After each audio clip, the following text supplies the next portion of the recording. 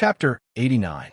After a moment, the serpent's tail that was sweeping towards them was cut off, and the remaining force did not diminish as it whipped another corrosive body that was flying towards them into two halves. Immediately, the giant serpent was left behind. It screamed furiously as it was unable to catch up. In the car, the two people had been thoroughly drenched in the stench of blood.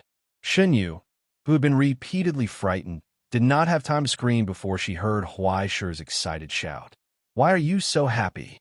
He was so angry that he was about to burst into tears. "Do you have this? Do you have the feeling of playing arcade games?" Huaishi excitedly turned back and asked, "The shooting game in the arcade hall that costs 3 coins per round. I've never played it before. I didn't expect it to be so fun." "That's enough," Shinyu screamed. "Can you stop playing?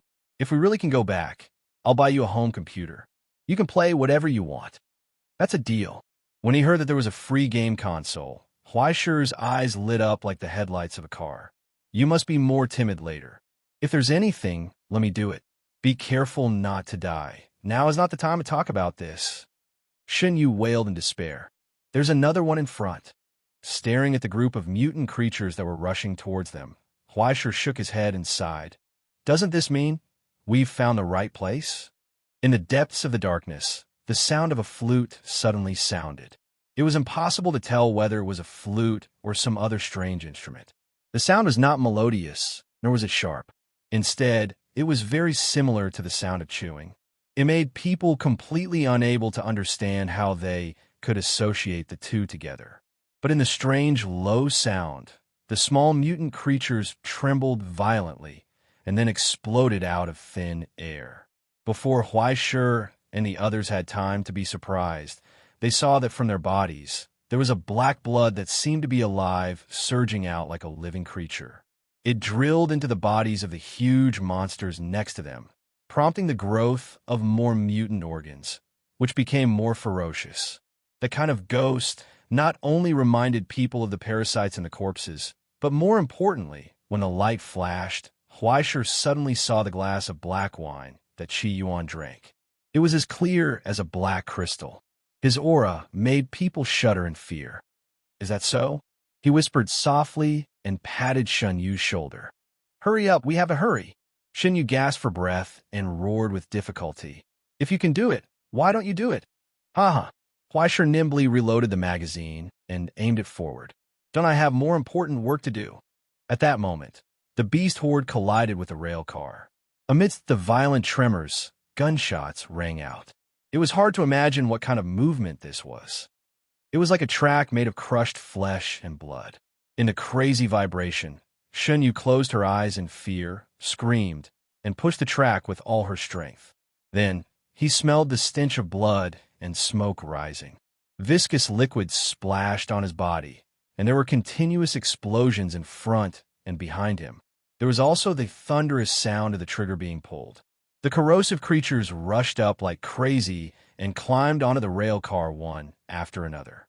However, they were immediately smashed into pieces by the sweep of the gun barrels and the chop of the axes. They were swept under the rail car and crushed into meat paste. Tragic hisses and screams constantly rang out. "Thank you to the Qi family.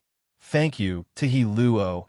Thank you to the Theravada Tantra's double blade technique." With the support of the rock, the lightning shot out from Huaishi's arms to both sides.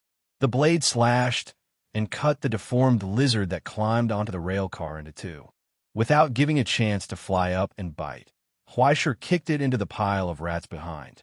Then he wedged the axe into the head of a wild dog that had gone crazy. He heard the pleasant sound of the skull shattering. It was like smashing a golden egg. Huaishi roared and used all his strength. He swung the weapon in his hand and slashed at the enemy in front of him again. In a trance, the unknown number of beasts seemed to have really become an ocean. The torrent swept and constantly wanted to jump on the rail car like a tide. The pungent blood turned into surging waves, and the bones turned into submerged reefs and obstacles. The small rail car seemed to have become a small sampan. They were marching on the sea of death. But all the changes became very simple. Since it was the sea, they would sail forward. Since it was the waves, they would cut them. Since it was the reefs, they would tear them apart with lightning. They didn't even need to step forward. They were already falling straight into the dark abyss. He just needed to destroy the damn thing in front of him. He used the method he was best at, the method he had experienced countless times. Therefore, the burning ghost roared loudly. The crack in his chest glowed brightly. He slashed forward with the blade and axe that were soaked in lightning and heart poison. It was so simple. In the midst of the slaughter, the young man grinned and laughed heartily. Shinyu felt that he must be crazy. He didn't leave the opportunity to retreat, but insisted on following this lunatic all the way to death. Jin Mu was already dead. He, a civilian worker who didn't even know how to fight, actually wanted to try to settle this matter. Now he was pedaling the rail car like a dog. He felt that even if he wasn't bitten to death by the monsters, he would die of exhaustion on this broken thing. However, he heard the lunatic singing happily. "Hey, break through the snow. We're sitting on the sleigh." As he rushed forward crazily, sticky blood sprinkled like rain. The thin figure shrouded in flames stood at the front of the car, listening to the screams and bathing in blood. He was in high spirits, as if he was on a spring outing. "Run across the fields, we laugh and sing. Ding, ding, dang. Ding, ding, dang. Ding, ding, ding, dang." Amidst the screams of lightning, he cheered hoarsely. "Hey, I'm so happy skiing tonight. Sing a skiing song." Then, red blood fell from the sky as if it would never end. In the hellish minute, Shinyu thought that he was going to die several times. But soon, he desperately found that he was not dead yet, but it seemed that he would die more miserably next, until the broken rail car completely broke through the obstruction of countless corrosive objects, drawing a straight bloody trace in the struggle, completely breaking out of the encirclement. When he looked back, he saw the monsters gradually moving away. But when he looked at the end of the road in front of him, he couldn't help but fall into despair again. "Stop King singing. There's a door in front of us. Isn't that better?" Huaishir wiped the blood on his face, hugged the handrail tightly, and shouted, "There's no brake anyway, hit it." Then, with Shun Yu's scream, a roar burst forth. The half-broken wall and a heavy steel door that blocked the rail car in front of it were blasted open by the final impact of the rail car. The rail car, which had completely lost its balance, flew out of the track and spun in the air, splashing the blood that hadn't dried up and the broken bones and flesh that were mixed into the wheels. The two of them rolled in the dust, only feeling that their bodies were about to break. The rail car finally crashed to the ground, hitting the platform and completely breaking into two pieces. Countless broken parts knocked on the stone, like the melodious sound of the bell on the radio. At the last moment, it was still loyal to its duty, reminding them with its last remaining body. It was their stop. Shinyu climbed up from the ground in a sorry state, his face and hands bruised. He lowered his head to look at the youth beside him who couldn't get up. He just wanted to reach out and strangle this scourge. "Are you really a rank 1 ascendant?" He angrily pulled Huaishir's collar. "Where did you get such an iron head from? Do you know how many times we almost died just now? It's just death. You'll get used to it." Huaishir was lifted up by him, waving his hand carelessly. "Besides, didn't we succeed?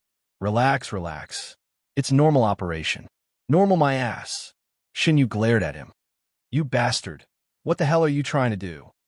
Even if you have the tendency to self-destruct, please don't drag me down." Under his half-fearful and half-worried stare, Huaishir was stunned for a moment.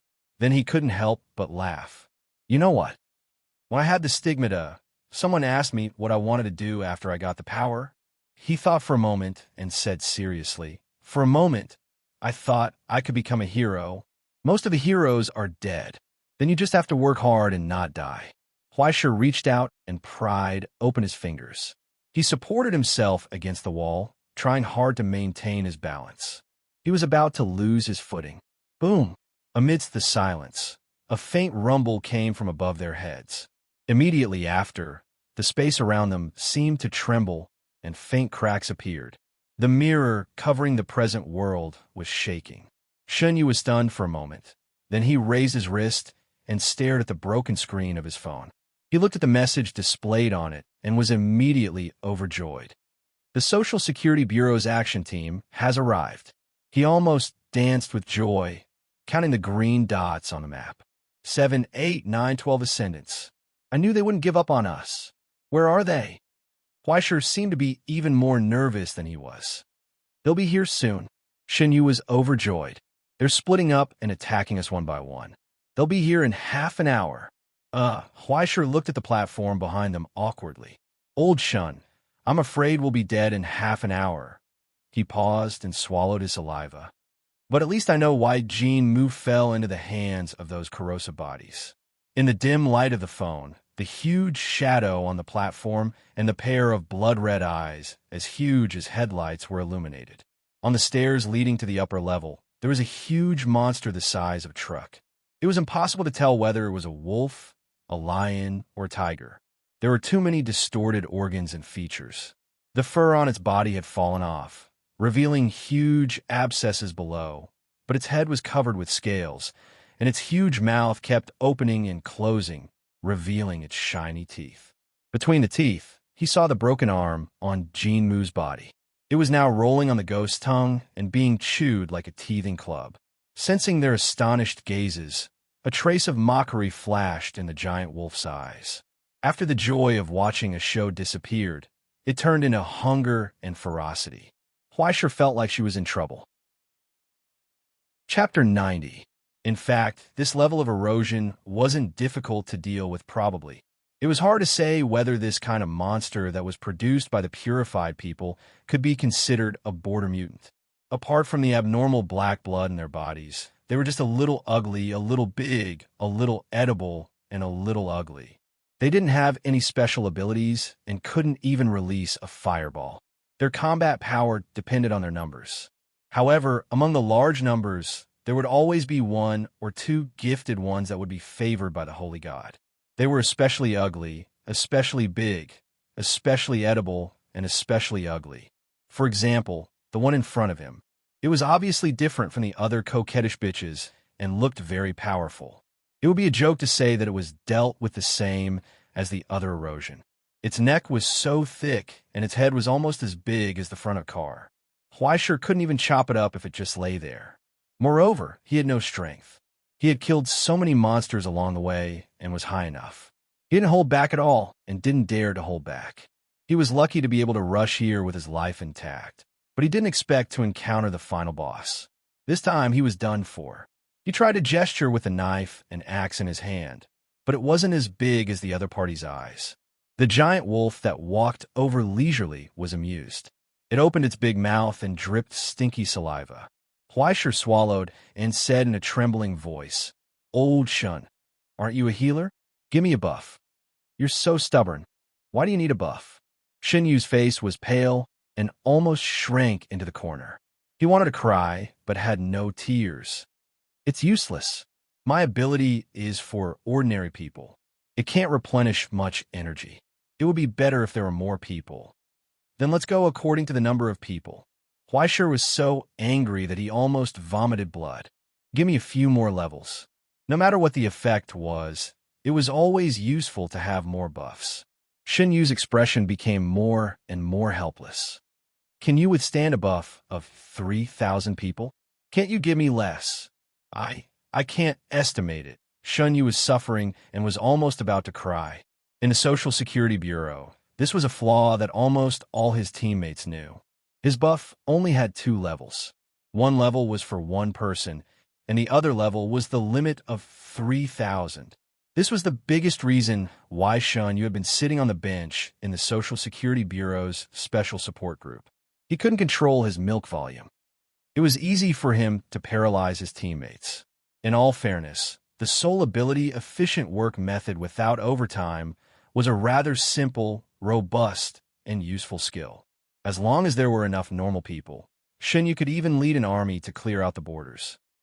But the question was, did the border need ordinary people to clear and expand? There was no need. With Shenyu's buff, he would be able to gather a set of buffs, such as clarity of thought, protection from wounds, weak healing, and a small amount of energy replenishment.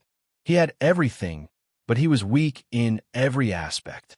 A buff that was extremely effective for normal people would only give a tiny boost to a sublimator. It was better than nothing. At this time, his trainer suggested, since one set isn't enough, why don't you have a few more sets? Then, he realized a bloody fact. Working too much overtime could really lead to sudden death. Red Bull could drink people to death. After the buff, his power was indeed infinite, but once the buff ended, he would immediately explode on the spot. After the first two entered the ICU, no one dared to go after him. The only one in the same rank who could withstand his 3,000 buffs was the inhumanly strong physical ability. He was simply the steel incarnation of evil Jinmu. Jinmu's limit was 5 minutes. Within 5 minutes, he could even blow up an opponent who had just entered the 4th rank. If one whip wasn't enough, he could do it again. Even if Jiofeng was standing face to face, he would dare to fight within 5 minutes. His appearance could be said to have saved Xinyu from the cold bench. Since the two became partners, Xinyu realized that his strength was so important for the first time. But this was also the most painful part in Xinyu's heart. If he was there, Jinmu wouldn't have died. Whether it was the entanglement of the sea of monsters or the hidden traps, he didn't need to worry about them. Even if it was such a damn thing, he could blow it up with one whip. And the reason for all this was that when he was involved here, he took a step back and instinctively shrank back, trying to escape the battlefield. If he had chosen to move closer to his partner at that time, the situation wouldn't have worsened. Don't just stand there, okay? A sudden slap on the back of his head. Huaisher stared at him with his eyes wide open. If you can do it, you have to do it. Old Shun, I'm counting on you this time. I'm not afraid. What are you afraid of? Xinyu looked at him blankly, gritted his teeth, and raised his hand stiffly. Try to reduce it, okay? Try to. Huaisher began to panic and prayed in a low voice. Please don't cheat me. Xinyu's fingertips had already lit up. At first, it was a dazzling white, but then it quickly decreased. Under difficult control, the magnitude of the buff had been reduced to half of that of evil Jinmu. Then it was reduced by half again, and again. In the end, his entire finger had swelled to twice its original size. Too much power was bound in it, and it was on the verge of bursting. The giant wolf seemed to have sensed the threat. It opened its big mouth, revealing a ferocious expression. It roared and pounced forward, setting off a hurricane, as if a truck was really rushing over. At that moment, he reached out and pointed at Huaisher. His finger simply exploded. Not only the skin and flesh, but even the top part of the finger bone was blown to pieces. Xinyu didn't even have time to see the result. He rolled on the ground awkwardly and luckily escaped the fierce impact. But he was still hit by the corner. His whole body flew into the air and smashed into the wall. He felt that he was going to break. And in the cloud of smoke that had not dissipated, he suddenly saw a pale flame rise. The fog and wind were torn apart by the shadow. The ghost jumped up, and under the sudden surge of power, his height almost reached more than 4 meters. Roaring in pain, he pulled out his knife and axe and chopped down at the giant wolf below. Huaisher felt that he was going to explode. At that moment, as Xinyu pointed at himself, a huge force suddenly burst out from his body. From the darkness of the hole in the stigmata, the last bottle of cola was crushed in an instant and spewed out from the crack. The familiar feeling of swelling came again. Under Xinyu's full suppression, he still felt that he was going to be torn apart under the excessive power. Even if he had performed beyond his usual level this time and reduced the number of buffs to about 200 people, it was still not a weight that Huaisher could bear. His internal organs instantly wailed and were about to burst. It was simply a finger of death. But at the moment when he felt that his lungs were about to be destroyed, the flames that had once caused him so much pain that he wished he was dead again ignited in his body. The pain and anger of millions of people turned into the fire of source matter, enveloping him in it.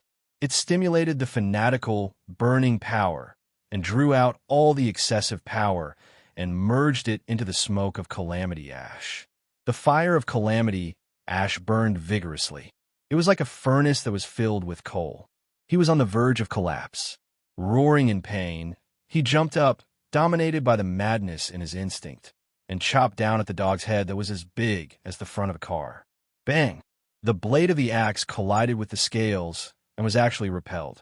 Huaisha relied on the reaction force from the blade of the axe to flip through the air, dodging the giant wolf's raised head and gaping mouth. He staggered to the ground, panting violently. He left deep footprints on the ground. The pain continued, and so did the power. He needed to quickly end this battle, or use up this excessive power as soon as possible, before he was crushed by the power of this portion of him. Thanks to these hundreds of sets of buffs, his originally exhausted stamina and energy instantly exploded, almost bursting out. It was enough for him to use up the origin substance that was currently in a frenzy. He stretched out his hand and swiped it across the blade of the axe. Lightning flashed. Immediately afterwards, however, as he pulled, the axe handle suddenly grew rapidly with the sound of metal grinding against metal. It went from its original form as a hand axe to a size that could be wielded with both hands. The smoke of calamity ash enveloping his body quickly gathered, condensing on the blade of the axe and turning it into a pale white heart poison. Seriously, the evil spirit in the flames sighed helplessly. I never thought that there would be a day when I would beat up so many small animals. In that instant, Huaisha sprinted forward amidst the giant wolf's howls. The angry giant wolf opened its gaping mouth and closed in on him. Huaisha slipped, kneeling on the ground and looking up at the sky. He slid close to the gap between the wolf's teeth and into the defenseless abdomen between the wolf's legs. Immediately afterwards, the angry axe chopped downwards, extending from the neck to the belly button where the strange tentacles had grown. Fresh blood spurted out like a waterfall. Immediately afterwards, however, the black blood seemed to come to life and quickly solidified, forcefully sewing up the terrible wound. Then, it quickly dried up, forming a thick layer of armor. Is it that advanced? Huaisha was stunned. He rolled pathetically, dodging the long bone tail that was as sharp as a blade, and staggered backwards. Immediately afterwards, he heard a clamor coming from the giant wolf's belly. Idiot! Bite his head! Let me! He's too small. His movements are too fast. Pain! Pain! So painful! Use your tail. Use your tail to stab him to death. How about using your claws? Hungry! Hungry! Stop playing. Use your full strength. It was as if there were dozens of people stuffed into its stomach, all talking at once. The black blood surged angrily, fighting with each other for control of this body. Layers of black blood pierced out of the bare torso, and then turned into all kinds of messy organs. There were several hands, a big mouth, and several scarlet giant eyes. There were also several more sharp tails at the tail. Isn't this modification too much? Huaisha was stunned. Before he could react, the giant wolf that had completely deformed rushed towards him. Not only did it have its original bloody mouth, but its ferocious claws and blade-like long tail burst forth with a whistling sound. Huaisha retreated again and again. The axe swept horizontally and suddenly chopped at the palm that was grabbing at him. Two thick fingers fell to the ground and quickly rotted, but the remaining fingers firmly grasped Huaisha's axe blade, not allowing him to break free. I caught him! I caught him! There was a surprised voice shouting out. Huaisha curled his lips and sighed. Idiot! Chapter 91. Idiot! He loosened his grip and allowed his weapon to be taken away by the hand. Then, the hand of confinement was activated again. Creating something out of nothing, he reforged the axe of wrath in the giant hand. Lightning was attached to it. Huaisha jumped up with all his might. Jumping chop! With a scream, heart poison and lightning burst out from the root of the giant hand at the same time, spreading in all directions. Thick black blood quickly spurted out from the huge wound, and then it condensed and shattered in the whale. Huaisha had already brushed past several tails that were sweeping towards him. He raised his foot and kicked the giant wolf's nose. He rose into the air and chopped down with the axe, piercing into its eye socket. Lightning burst out again, and thick and smelly liquid spewed out from inside. In the ravages of heart poison, the giant wolf roared in pain and struggled violently, trying to seize control of its body from the black blood. The moment of stagnation gave Huai a chance. He fell from the air and trampled on the giant wolf's head. With a roar, he held the axe upside down and wedged it into the giant wolf's neck with all his might. Then, he ran forward. Stepping on the abscesses under his feet, he pulled the axe that was wedged into the flesh and blood, tearing open a terrible wound on the back of the giant wolf. Countless black blood tentacles stretched out from the wound, wanting to grab his ankle, but it was too late. He had already aimed at the giant wolf's tail and chopped down the axe blade again. There was a crazy hiss. Another sharp-boned tail had been cut off at the root. Even so, the giant wolf was not affected at all. Instead, it became crazier and crazier, showing its ferocity. It pounced on Huaisha crazily, almost biting him to pieces several times. The halo of fear in the ash fog seemed to be gradually working. Both the black blood and the giant wolf began to become more and more manic. Under the suppression of fear, they attacked wildly, almost unscrupulously. In a hurry, Huaisha was almost crushed by the giant wolf's move, which used its own body as a weapon. Immediately after, he heard the sound of boiling water coming from the giant wolf's body that had suddenly crashed down. The viscous black blood kept rolling around, activating the giant wolf's power. Like a file, it corrected its bones, reconstructed its internal organs, reshaped its tricks, and cut its flesh. It was twitching, trembling, swelling.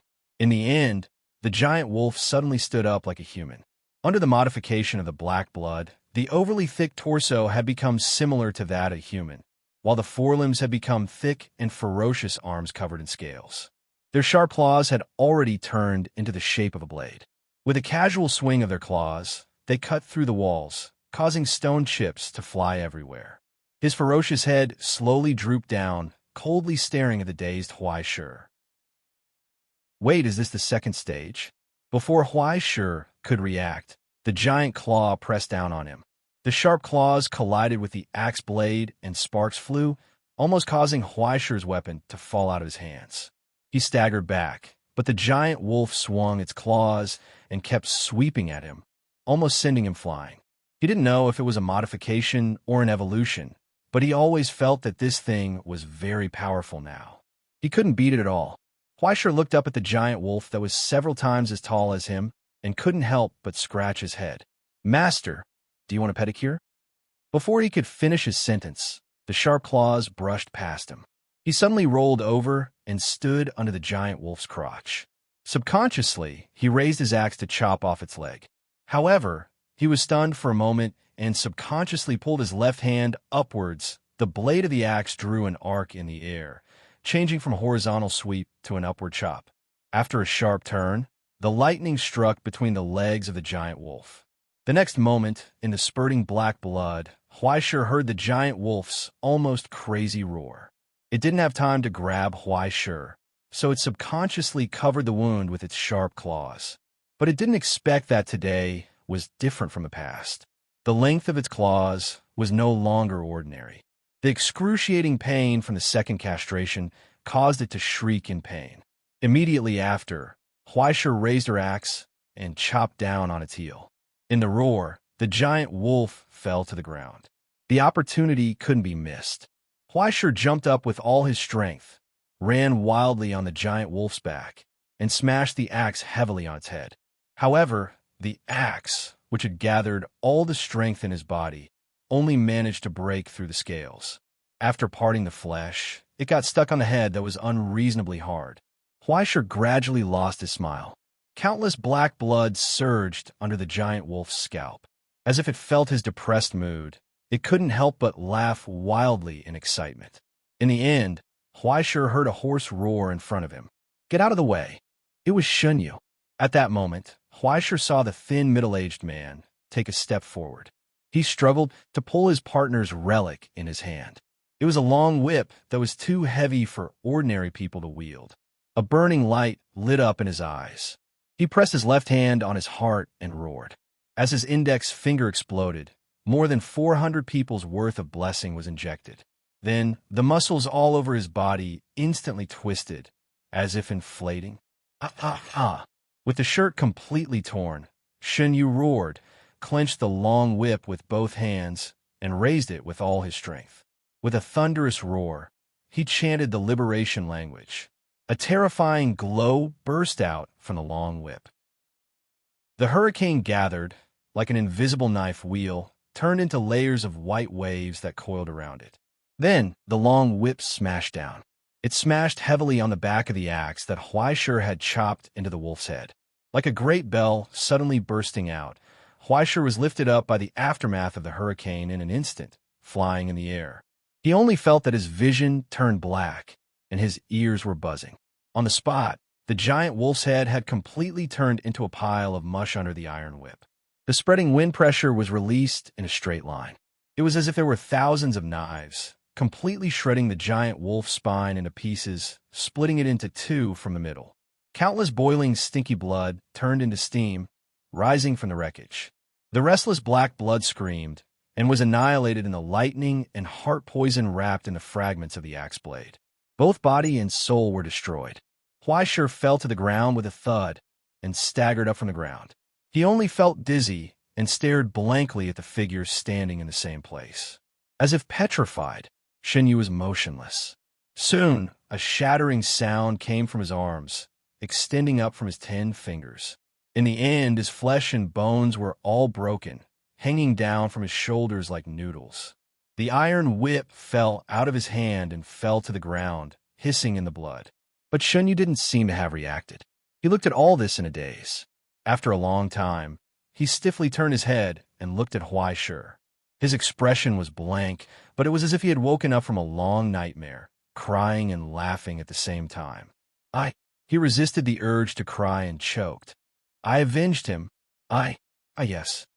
Huaishur nodded and struggled to prop up his fallen body, nervously checking his condition.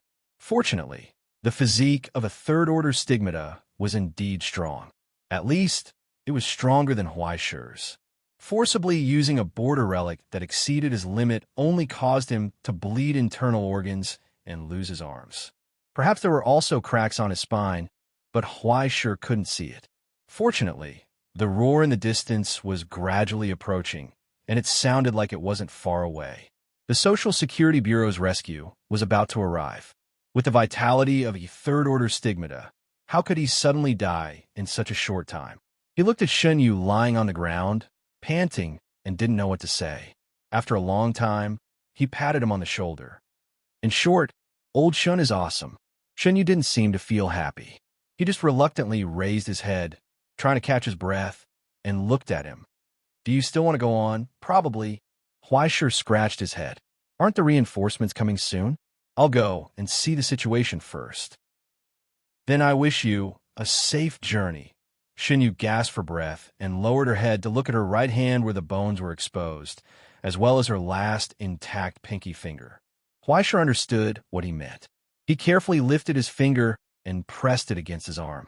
The last trace of weak white light flowed out from the little finger and merged into Huaishur's body. There was no need to deliberately control it.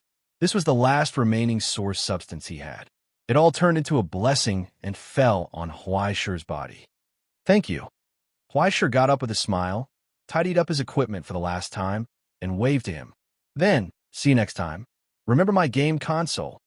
Ha! Of course. Shenyu leaned against the wall and finally smiled. He looked at him one last time and closed his eyes sleepily. He fell asleep. Good dreams. Huaishur retracted his gaze, turned around, and stepped over the rotting corpse of the giant wolf. He stepped on the steps behind it, slowly walked up to the upper level, and pushed open the last door. In the silent hall, only the dim light from the ceiling was on, and it lit up the name of the Century Avenue platform. There were no crazed returned citizens that he expected. There were only streams of black blood meandering on the ground, flowing down the stairs and the sewers into the subway line, watering the thirsty beasts. This is the transformed fetal blood. You should have seen it already, right? The figure standing in the middle of the large altar said. He slowly turned around and looked at him calmly. But you sure are tough. Yo, long time no see. Let me tell you, I'm good at playing dead. Huaishur waved at Qiyuan, who was on the stage. She looked around and asked, Little brother, do you mind explaining what you're doing? Through the ceiling of the altar, he could see several layers of overlapping scenes. One layer was undoubtedly the subway line that Xian Hai had dug for so many years but failed to dig through. Now, under the invasion of the outside world, it was almost torn apart, but it had almost completely merged into the giant subway line below the other layer. Under the dancing layers of darkness, the multiple layers of mirror images were forcibly connected, and they were about to merge into one. The world appeared to be overlapping. Around the hall, the space appeared to be shattering. The broken parts of the mirrors slowly rotated, reflecting a dizzying light. The countless fragments appeared to be leading to the same place. The same giant world hidden behind the layers of mirrors. The broken and scary shadows curled up in slumber like they were returning to their eggs. The feathers that were slowly falling off, and the broken shells left behind vicious fetal blood, watering this world that was slowly turning into hell. Burning the bones of 100 people, offering the eyes of 1,000 birds, consuming 10,000 poisonous snakes. The ceremony has already begun, Huai Shi. Qi Yuan mumbled softly. Even if you destroy all 9 altars, it is already too late. The 9 Phoenix was evolving into a higher form. As the evolution was completed, in the projection on the ceiling, the faraway country slowly became clearer, as if the distance was closing. The dissipating fog revealed layers of monster-like skyscrapers and a strange spire that appeared to pierce through the sky. On top of the spire, a giant eyeball was pierced through. A dark pupil stood upright, casting a painful and hungry gaze toward the faraway land. Do you see it? That is the demonic city, the city of bliss sleeping at the border, the miracle kingdom built by the demons 3 years ago. Qi Yuan reached out and pointed at the projection. His expression was fanatical. Look, Huai Shi, it's almost time. We are about to open a new world. Chapter 92. Bula. Huai Shi shook his head and interrupted him impatiently. Although I don't watch a lot of movies, at least I know that the villains usually say that. But in reality, their new world is really a mess. I know what you want to do, but you're destined to fail. Qi Yuan's head turned 180 degrees to face Huai Shi. His expression was calm. You can't stop anything, even if you kill me. The Lord has passed the most critical moment of his transformation, and he can awaken from the embryo of the mirror realm at any time. That's a problem for others to worry about. I don't really care. Huai Shi waved his hand and asked seriously, I only have one question. You should have colluded with the Savior Society a long time ago, right? It's not that long. Huai Shi, it's not that short either. Qi Yuan asked calmly. Perhaps you want to question your faith. Actually, it doesn't matter to me what faith you have, but the situation is a little different now. Huai Shi scratched her head and revealed a sincere smile. Last time, when I was dragged to the gospel class to play, the old man promised to give me 40 yuan. In the end, he still hasn't given me one. I can't even find him. As he spoke, he rubbed his fingers and asked seriously, So, after such a long time, shouldn't you pay me back with interest? Although he was smiling, there was no smile in his eyes. Instead, there was an iron-gray cold light. Don't worry, I don't want much. Huai Shi said. You and your dog lives are enough. Qi Yuan didn't say anything, but his eyes were bloodshot. He slowly raised a finger and played the invisible flute in the air, summoning the monsters hidden in the darkness.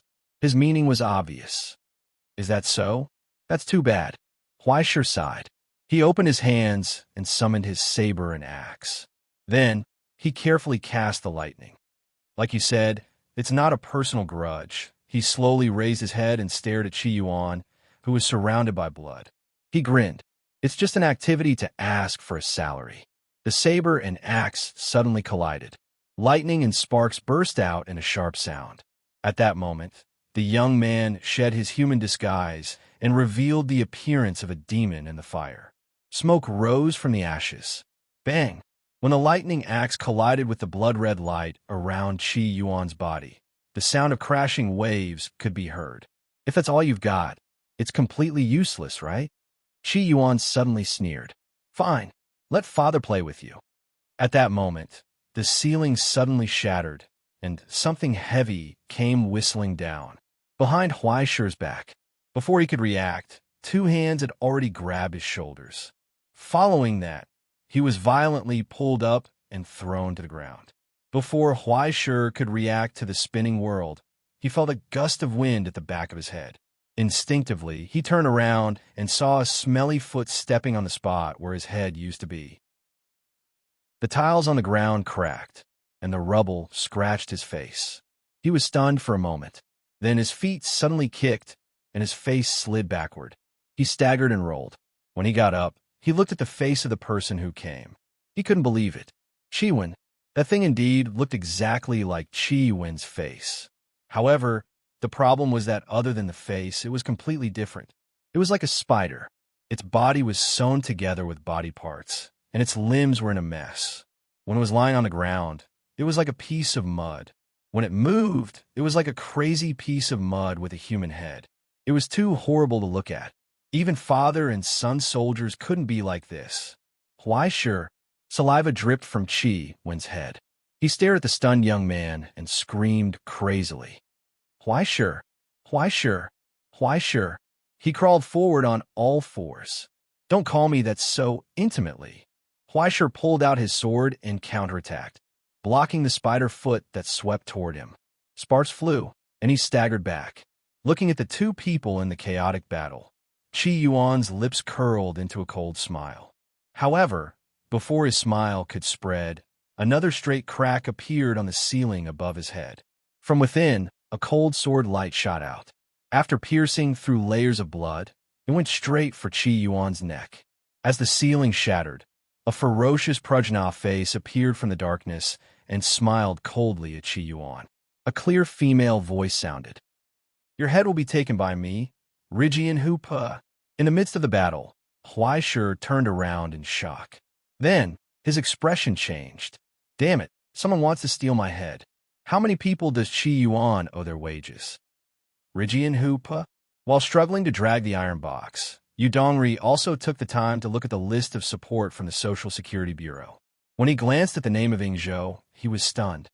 The Chinese of Rigian family? Instead of going to the looming hall, they came to the Social Security Bureau. How rare. He sighed and looked away from the watch. When he raised his head, he saw the woman sitting on the platform. As if she was sitting on the sofa at home, her expression was calm and relaxed. She calmly wiped the blood on the gun. The sticky blood dripped from her dress. It was hard to tell whether it was hers or someone else's. It was AI Qing. He was stunned. His signature business smile subconsciously appeared on his face. Then it became a bit stiff. A long time no see. AI Qing raised her eyebrows and glanced at him. Haven't you been in Shanghai? Mr. Liu, the fourth-class military officer and film supervisor of the Astronomy Association. Yu Dongri's smile became more and more stiff. His first reaction was that Huaisher had let it slip. But her expression did not look like the angry look of someone who had been deceived for a long time. Instead, she was calm as if she had known it from the beginning. To some extent, his work as a snitch seemed to be quite a failure. He was a bit depressed. When did you suspect me?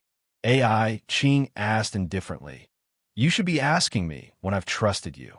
It's not a good thing to be too vigilant against people. Yu Dongri shook his head and sighed. He took out a cigarette from his pocket and took 2 deep puffs. Not everyone is thinking about how to harm you. It's enough that most of them are. AI Qing calmly put away her weapon and reached out to him. Do you have red wine?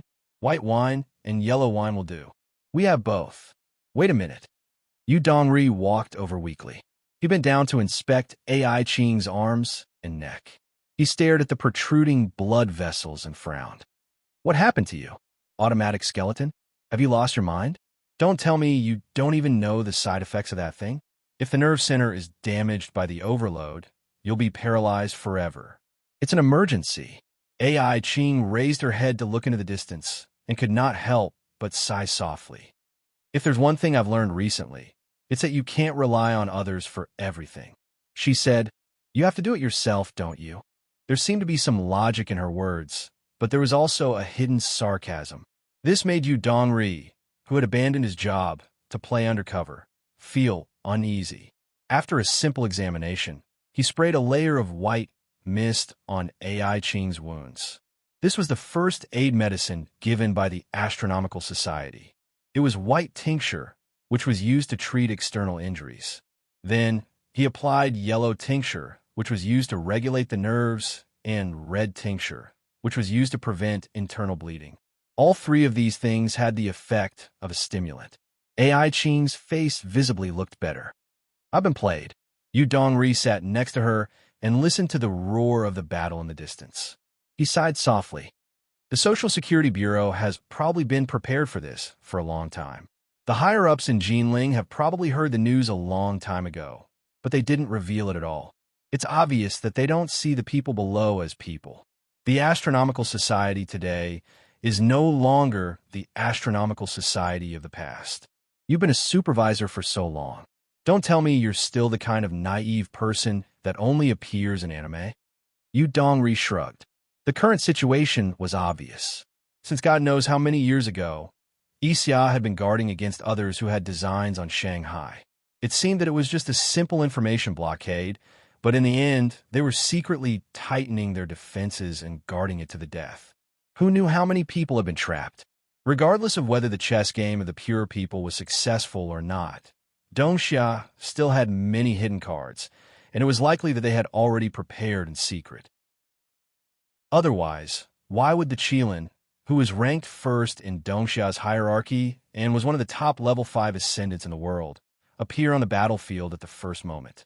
According to internal intelligence, it was said that he had already started fighting with the hunting corps of the rancher's personal army on the East China Sea. They even took advantage of the gap and built a highway that led directly to Blessed Land. It was like a long-planned blitzkrieg. Now, the two sides were probably fighting in hell.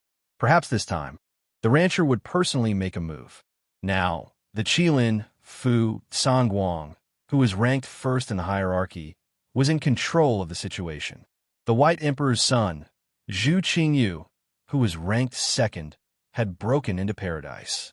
The Heavenly Bird, who was ranked fifth, was sweeping the battlefield and crushing the lunatics lurking in the various cities. It was possible that they would suddenly appear in Xinhai.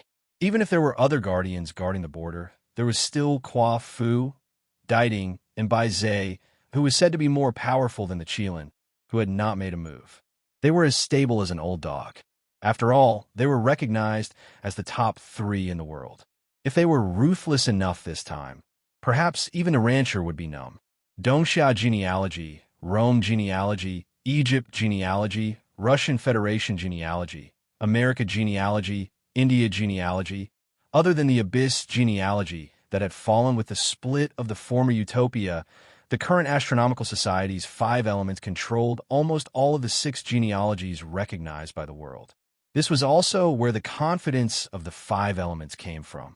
They had been passed down for thousands of years and had lasted from the previous epochs to the present.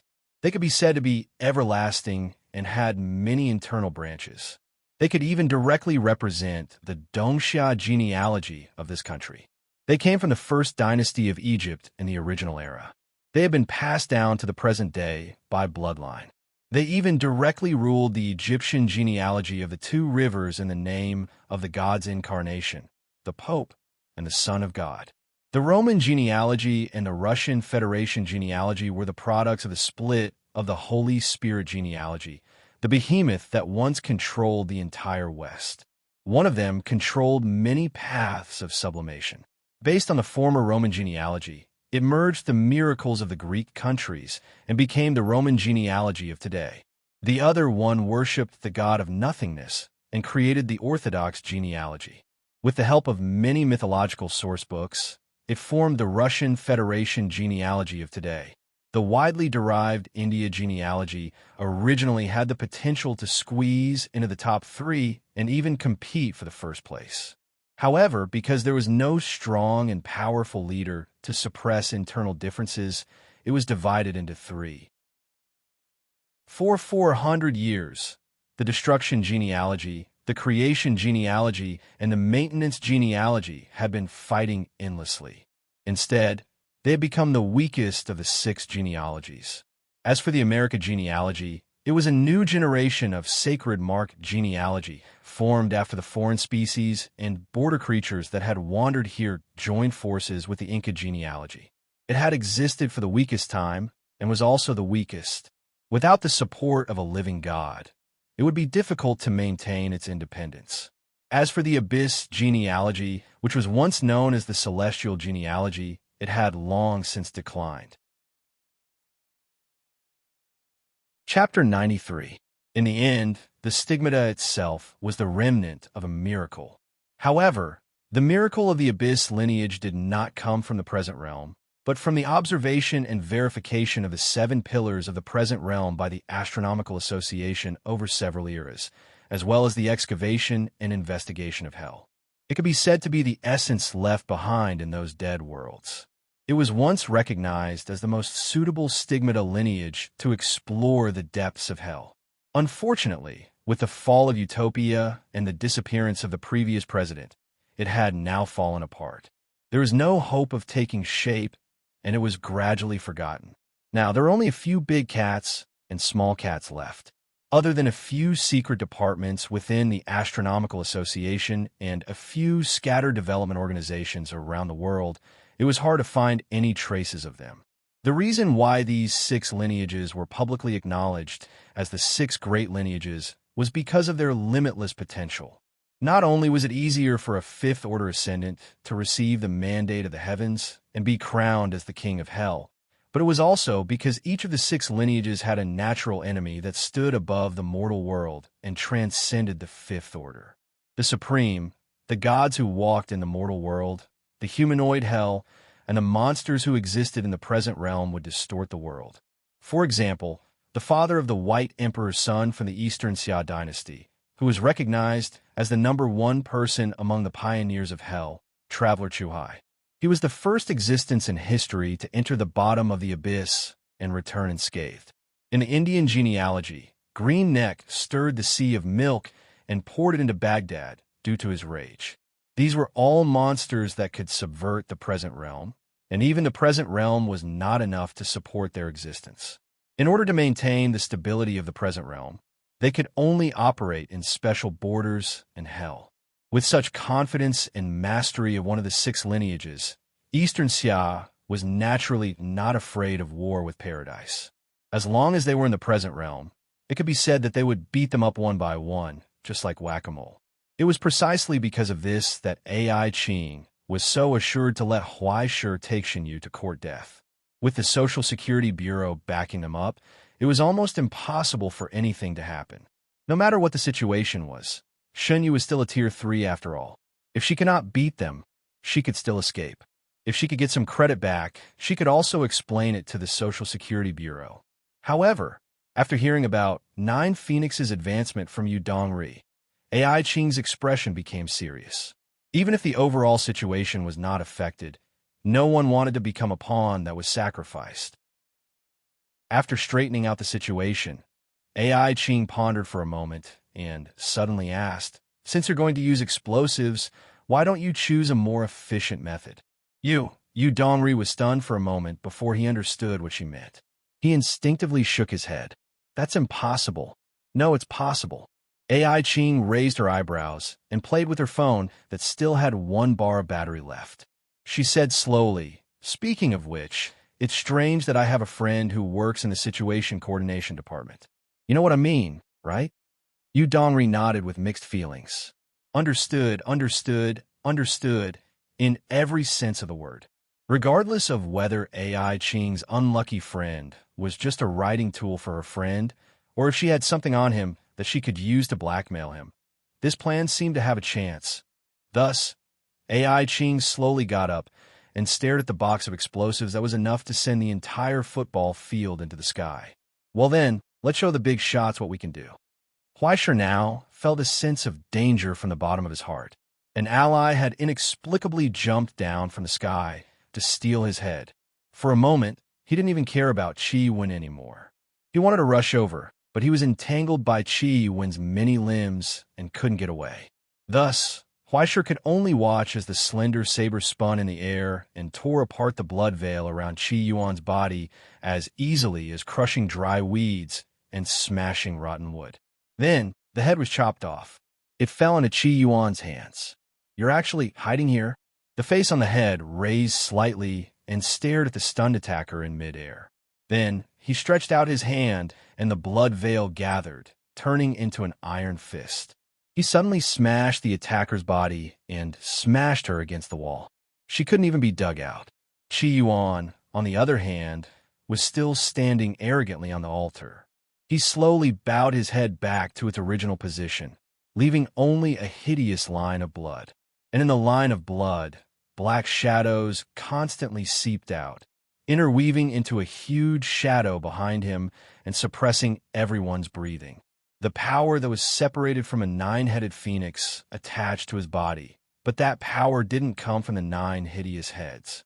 Instead, it came from the headless neck that was weeping blood. Black blood slowly dripped from the neck where the head had been severed. He bathed in this blood and stared coldly at the attacker. He stretched out his hand and turned into a pitch-black blood veil. Thousands of blood veils pierced towards the attacker. In the blink of an eye, the coat that had enveloped her was torn into pieces. Among the countless pieces of cloth that scattered like butterflies, the hideous ghost face propped up the blade and broke out of the shell. The huge biscuit suddenly shrank and turned into a tachi. The blade swallowed and spun in the air. Everywhere it passed, all the entangled blood veils spontaneously combusted out of thin air. Where the blade pointed, Huaishur, who was more than 10 meters away, actually felt an inexplicable heat. Clearly, this wasn't normal. What shocked Huaishur even more was that after the oversized coat was torn apart, what was revealed was actually the petite figure of a young girl. Small leather shoes, black stockings, and a sailor suit. It was actually a JK? If it wasn't for the hideous Prajna mask on his face, he would almost suspect that he had gone to some damned comic convention. In the midst of the chaotic battle, the two of them looked at each other and saw the astonishment in each other's eyes at the same time. Huaishur was stunned for a moment, then immediately became furious. "You're just a tier 2. What are you going to bring out?" Seeing that Hu Po was also angry, he actually spoke in fluent Dongxia language. "You're just a tier 1. How dare you talk to me like that? Dongxia has its own national conditions. What do you care?" Huaishur retorted sarcastically, but before he could finish, he was interrupted by a scream. "Huaishur! Huaishur! Huaishur!" Qi Yuan pounced forward again. "Huaishur my ass!" Huaishur was furious. He raised his axe and chopped down at the back of his head. "If you're dead, then go to hell. Don't climb up again." The thunder axe and heart poison intersected. Qi Yuan's face was chopped into pieces, but Qi Yuan's movements didn't stop at all. 3 arms and 2 spider legs pierced out of the mud and stabbed towards Huaishur. Immediately after, his sticky face quickly recovered. He stared straight at Huaishur and screamed, "Huaishur, don't you dare water." Seeing that this bastard was about to water 3 or 4 pages of his Book of Destiny, Huaishur was so angry that he couldn't vent his anger. He rushed forward and slashed down. After being chopped into pieces, he recovered to his original state. It wasn't just his face, but his arms and legs as well. Even if Huaishur chopped him in 2, he could still put them back together. Even if his attacks were weak, as Huaishur attacked, his mutated organs became more and more strange. In less than a minute, his entire body was covered in a mess of eyes, noses, limbs, tentacles, claws, and even internal organs. At first glance, he looked like a pot of dog shit stewed in curry. It was extremely disgusting. Very soon, Huaishur discovered the source of this abnormal vitality. At this moment, Qi Yuan had already been injected with the black blood from Lord 9 Phoenix. Moreover, it was a rather high-grade stuff. He had completely turned into a mud monster that couldn't be killed. What should I do if I don't have enough damage? Huaishur quickly retreated. He took the time to take out Crow's manual and flipped through it with all his might. Finally, he found the answer to this question on the last page. Drugs the white tube. 1 drug to fight, 3 drugs to destroy the enemy, and all drugs to self-destruct. Drugs? What drugs? Huaishur pathetically rummaged through his body, looking for the travel bags stuffed in his arms. MP3. No. Phone. No. Key. No. Wallet? No. Poor magazine? No. Wait. Why is there such a thing in my bag? Huaisher looked at the thick magazine with the words dragon, tiger, leopard in shock. He didn't understand why Crow stuffed this thing in his bag. Was he afraid that he would be afraid of staying in this dark subway and gave him a magazine to relieve his loneliness? Eat my hidden weapon. He waved his hand and threw the thing at Chiwon. Then he continued to search. Finally, he found a tube of pills in his pocket. They were pure white like snowflakes and crystal clear like rock candy.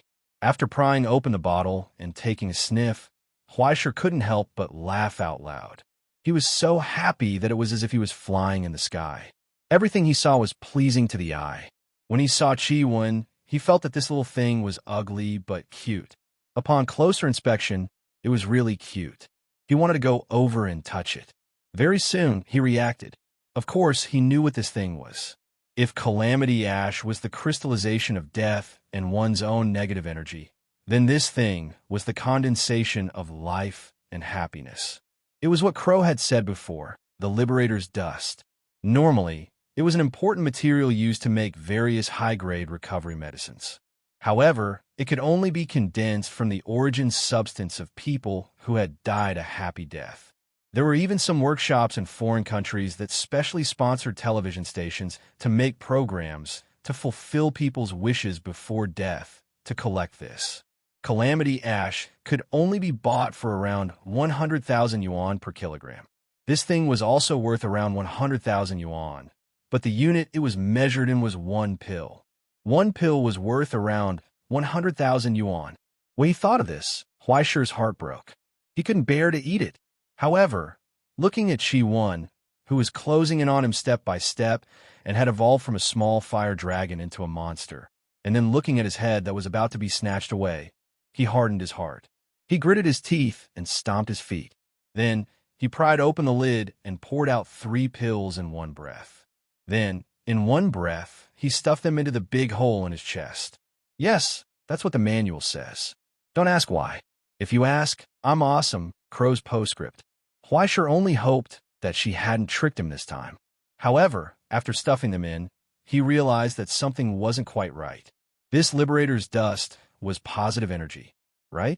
But this divine mark of his and the thing that filled his chest didn't seem to be something that was positive and positive. If the two of them were put together, wouldn't it be, boom? Huaisher's vision went black. Chapter 94. Huaisher's vision went black.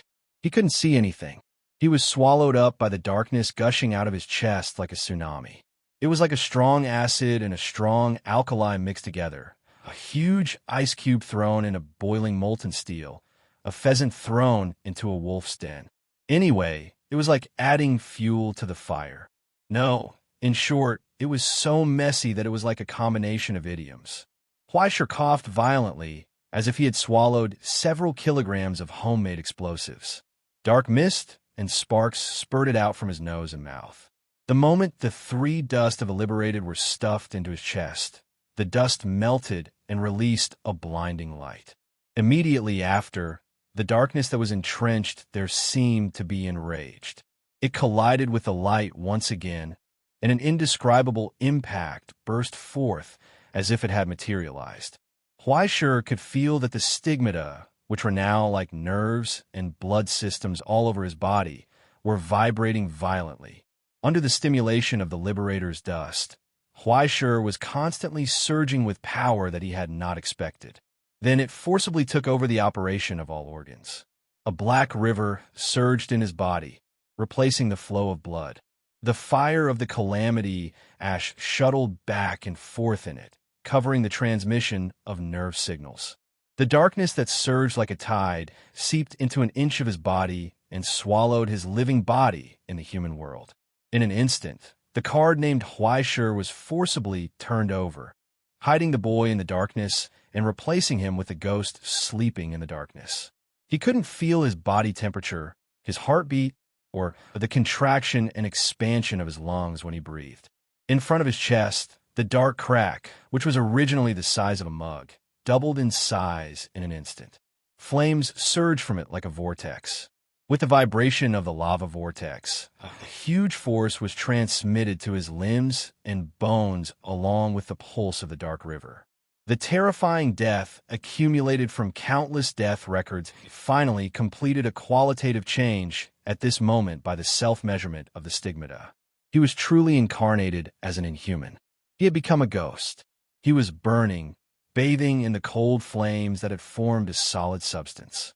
As Huaishi's palm brushed across the blade, a layer of pitch black lightning lit up on the blade. As Huaishi waved it, it whipped the air, leaving traces of frost. The original warmth and brilliance were no longer present. Instead, it was replaced by the coldness of death and the thunder that was as quiet as the darkness. Under the influence of the rapidly increasing concentration of calamity ash in Huaishi's blood, the heart poison and lightning merged together, forming a completely new qualitative change. What was this?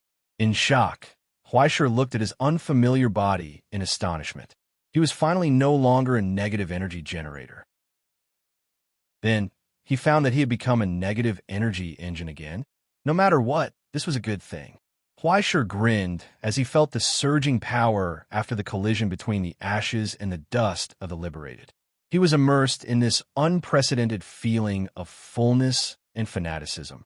His gaze towards Qi became more and more joyful. Take this primeval age of creation. Huaishi completely ignored the fact that he would be beaten up if he did not have the copyright. Furthermore, primeval age of creation was not a prerequisite for this kind of thing. He roared, rushed forward, and jumped down. Boom! Lightning exploded and an undercurrent flowed. As the axe of wrath slashed down, the undercurrent that lingered on the blade of the axe burst forth, enveloping Huaishi's 7 years of anger and killing intent as it spread forward. In an instant, a crack was torn open on Qi Wen's twisted body, almost cutting him in half from head to toe. Everywhere it passed, it was tragically scorched black, and there were no signs of recovery. At this moment, tragic desolation and the frost of death descended on this body that was like a quagmire. The black blood wailed, evaporated and extinguished by the undercurrent of lightning. Qi Wen roared, and countless limbs tangled over in a mess. However, in the next moment, in the spreading iron-gray fog, the burning evil spirit grinned, raised his arms, and the hand axe and sacrificial knife spread out like wings. In the next moment, countless lightning bolts burst forth. As Huaishi swung his arms, they crisscrossed in the air, leaving behind tragic traces. The Theravada dual blade technique, which had been completely modified to the point where it was not presentable, had now reached an extreme speed that was difficult to see with the naked eye. In this almost storm-like slash, Qi Wen's body convulsed in pain, and his twisted face was completely smashed into pieces.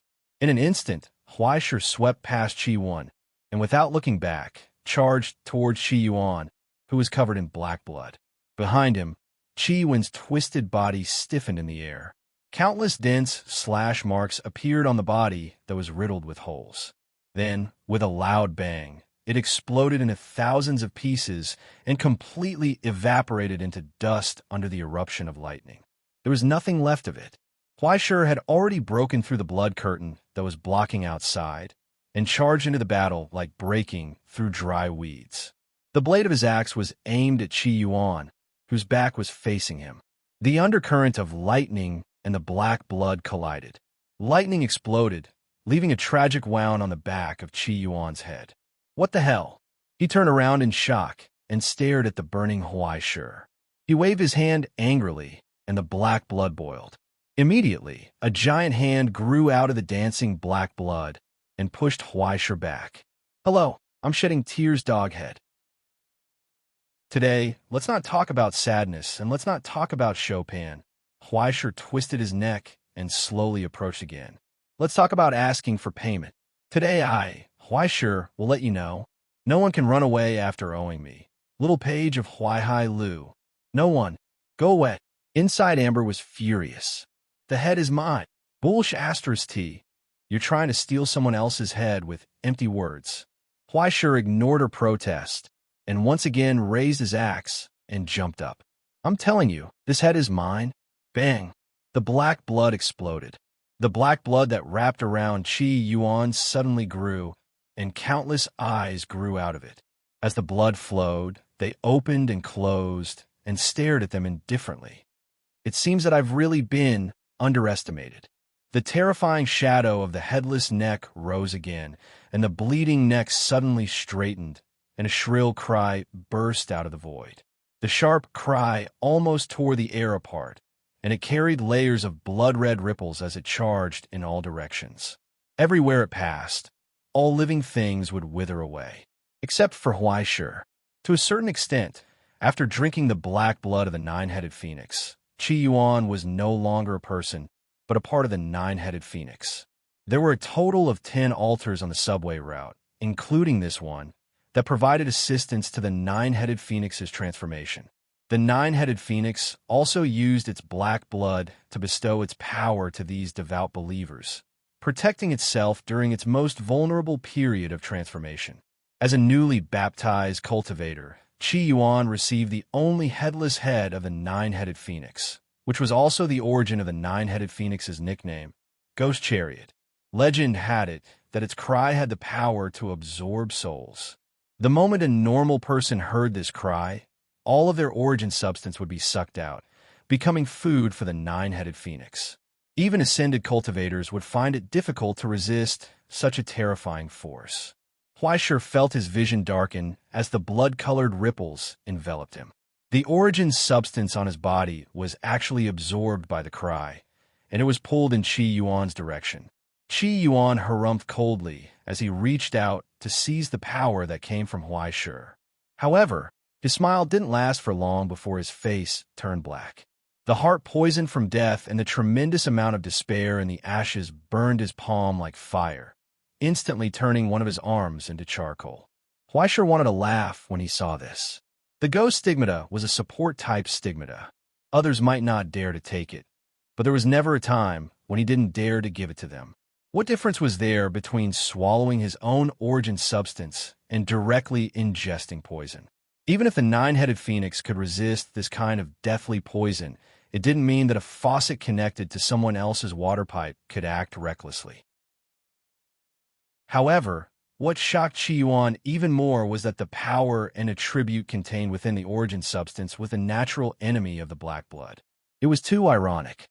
The rancher's subordinates, who represented destruction, possessed the power of life, but the people who had come to suppress Qi Yuan represented death. Wasn't there something wrong with it? He waved his hand with all his might, relying on the sea of black blood to forcibly drown out the flames. His charred palm regrew, and his gaze toward Huaishur was no longer filled with disdain. Instead, it was filled with caution and killing intent. However, before he could make a move, the wind whistled behind him. The Bicento slashed down. In Rigian Hoopa's hands, the weapon that constantly switched between a wakizashi and a Bicento had astonishing destructive power. It was obvious that she had some skill with it. No matter if it was a kodachi, a katana, a wild tachi, or even a Bicento that had become a two-handed weapon, she was able to switch between them perfectly. Even Huaishur couldn't see any flaws with the weapon technique that he had obtained after dying. After forcefully taking on that bird cry, she actually didn't seem to be affected at all. As soon as the blood-colored wave swept over, the talisman at her waist began to glow. A five-pointed star flashed behind her, enveloping her within. The vicious Prajna mask directly swallowed up the origin substance contained within the shriek, including the strange weapon in her hands. There were already 3 relics from the border, the string of prayer beads on her wrist and the leather boots on her feet that allowed her to borrow strength from the air were also not ordinary items. How could this woman be so rich? He had to find a way to get close to this rich. No. Huaishur subconsciously slapped his own face. He had been led astray by Yu Dongri. He had over 10 million RMB at home right now. Why would he need to get close to this rich woman? He had to steal her head first. He didn't know if it was because they had telepathy or if it was because all the dirty tricks in the world were the same.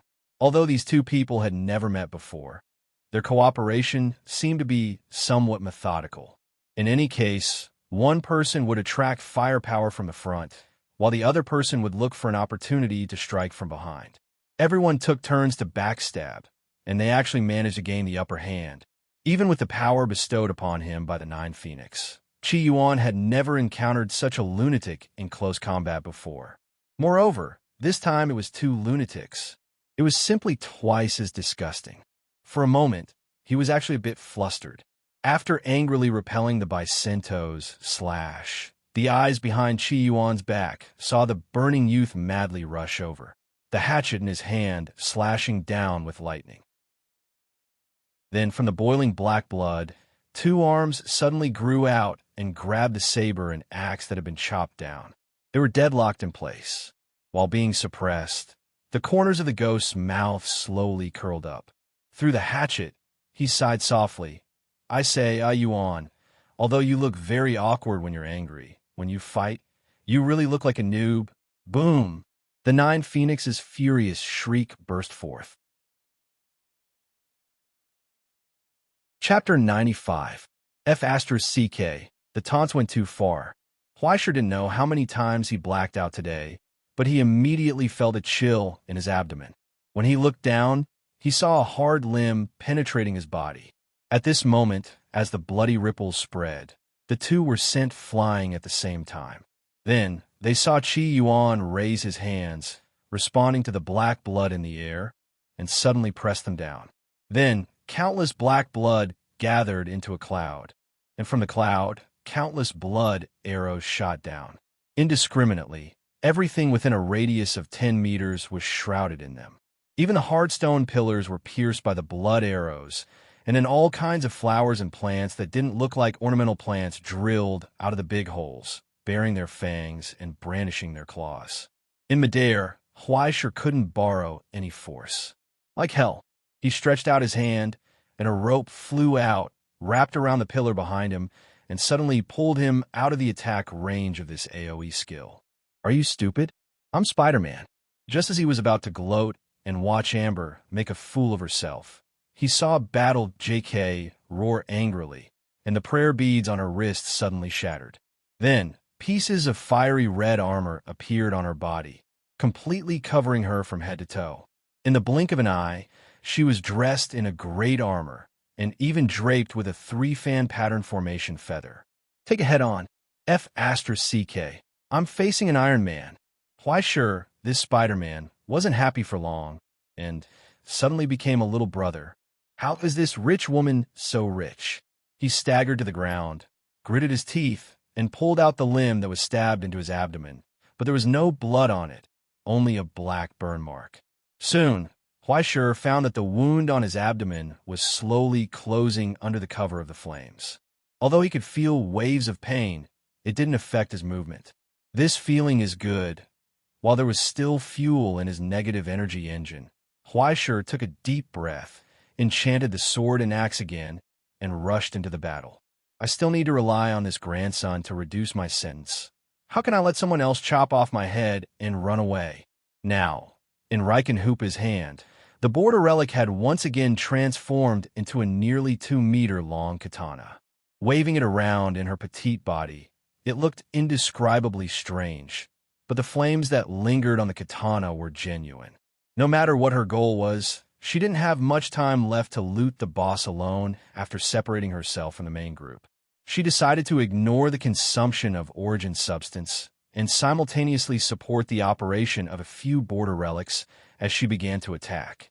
What was more gratifying was that the other altars seemed to have been destroyed one after another, and the power transmitted to Qi Yuan was gradually becoming unstable. In the mirror image projection, the terrifying shadow of the 9-headed phoenix became more and more blurry, as if it was struggling with all its might. Finally, it raised its head and looked in Qi Yuan's direction. The beaks of its 9 heads opened and closed as if it were saying something. Qi Yuan was stunned. His expression was one of terror, but then his face turned ghastly pale. "Why did you abandon me, my lord?" he screamed and reached out to say something, but on the other side of the scene, a huge amount of black blood gushed out, drowning him like a final gift. The mirror image projection suddenly shattered, and the nine-headed phoenix's projection disappeared.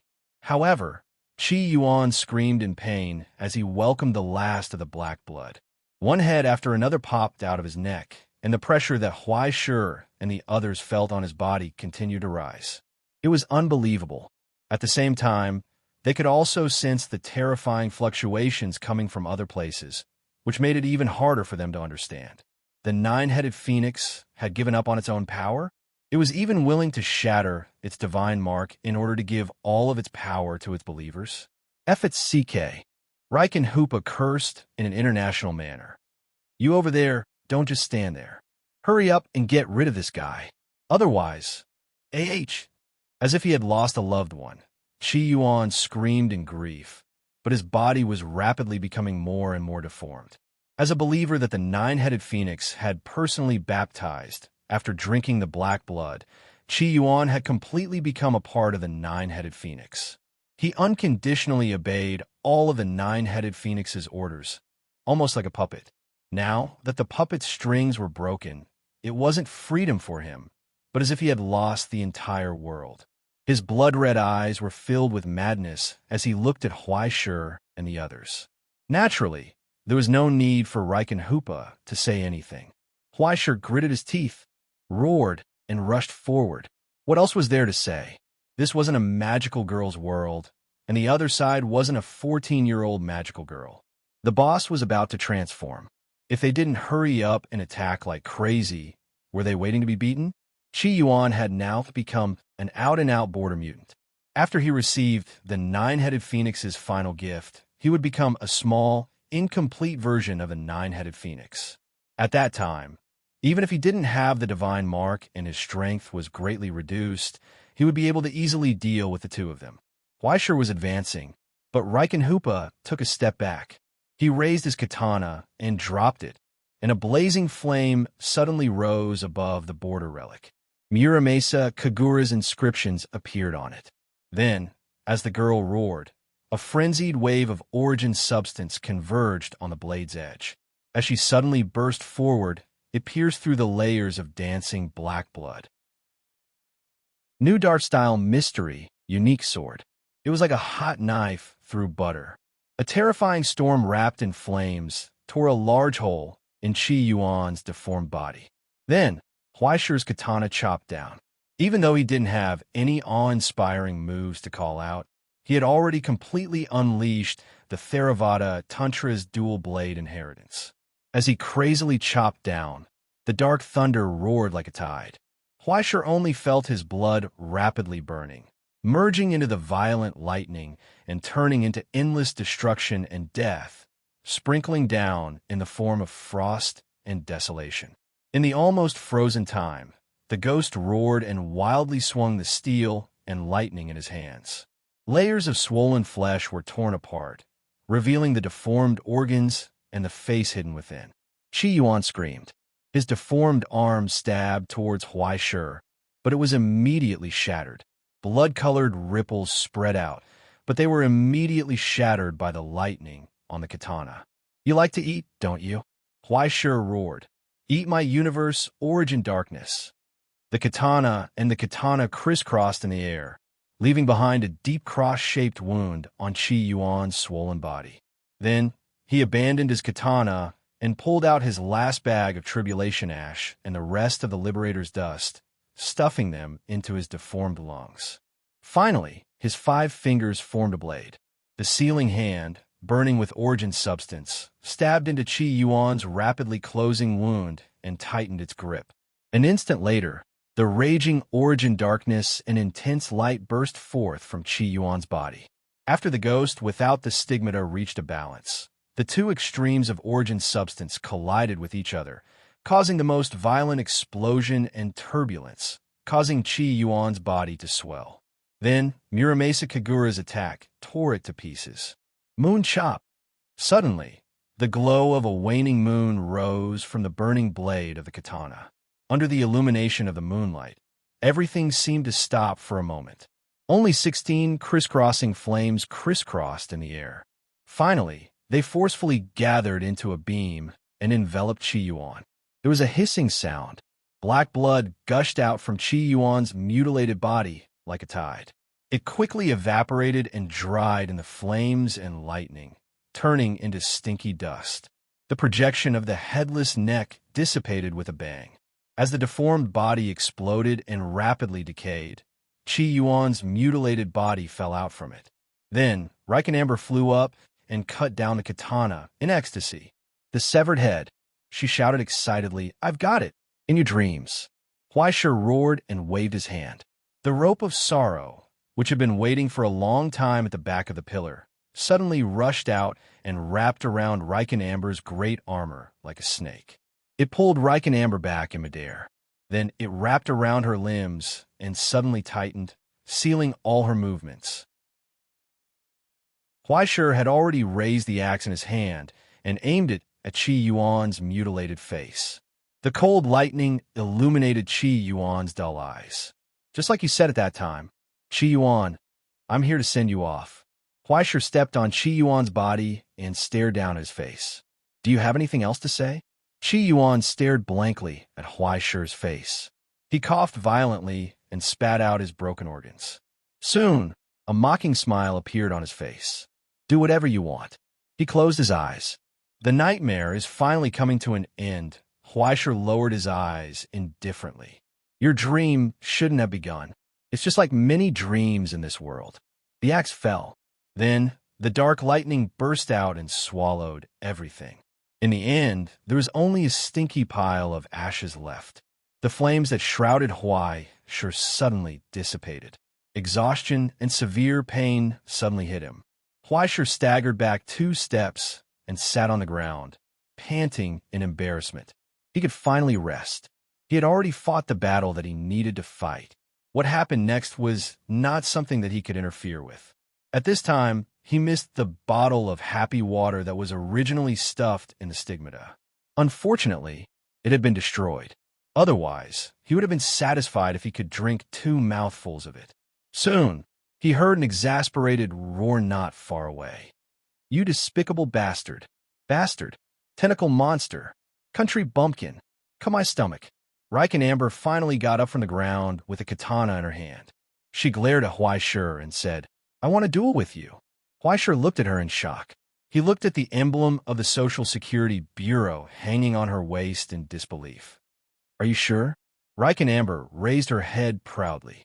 "What, you don't dare? Don't worry, I won't use the power of the stigmata. We will only compete." Before she finished speaking, she saw Huaishir take out his Astronomy Society badge from his trouser pocket and put it on his chest with a smile. "Ms. Amber, as a member of the rescue team of the Social Security Bureau, you want to force me, the victim, and the civilian member of the inspector's assistant and confidential secretary of the Astronomy Society's Shanghai department to accept your challenge?" Huaishir grinned, revealing the standard Astronomy Society business smile that he learned from AI Ching. "Are you sure?" Through the mask, Huaishir could not see Amber's expression, but it was obvious that she was gnashing her teeth in anger. "Yes, that's right. Authority dogs are so annoying. Especially those responsible for snitching. They are especially annoying."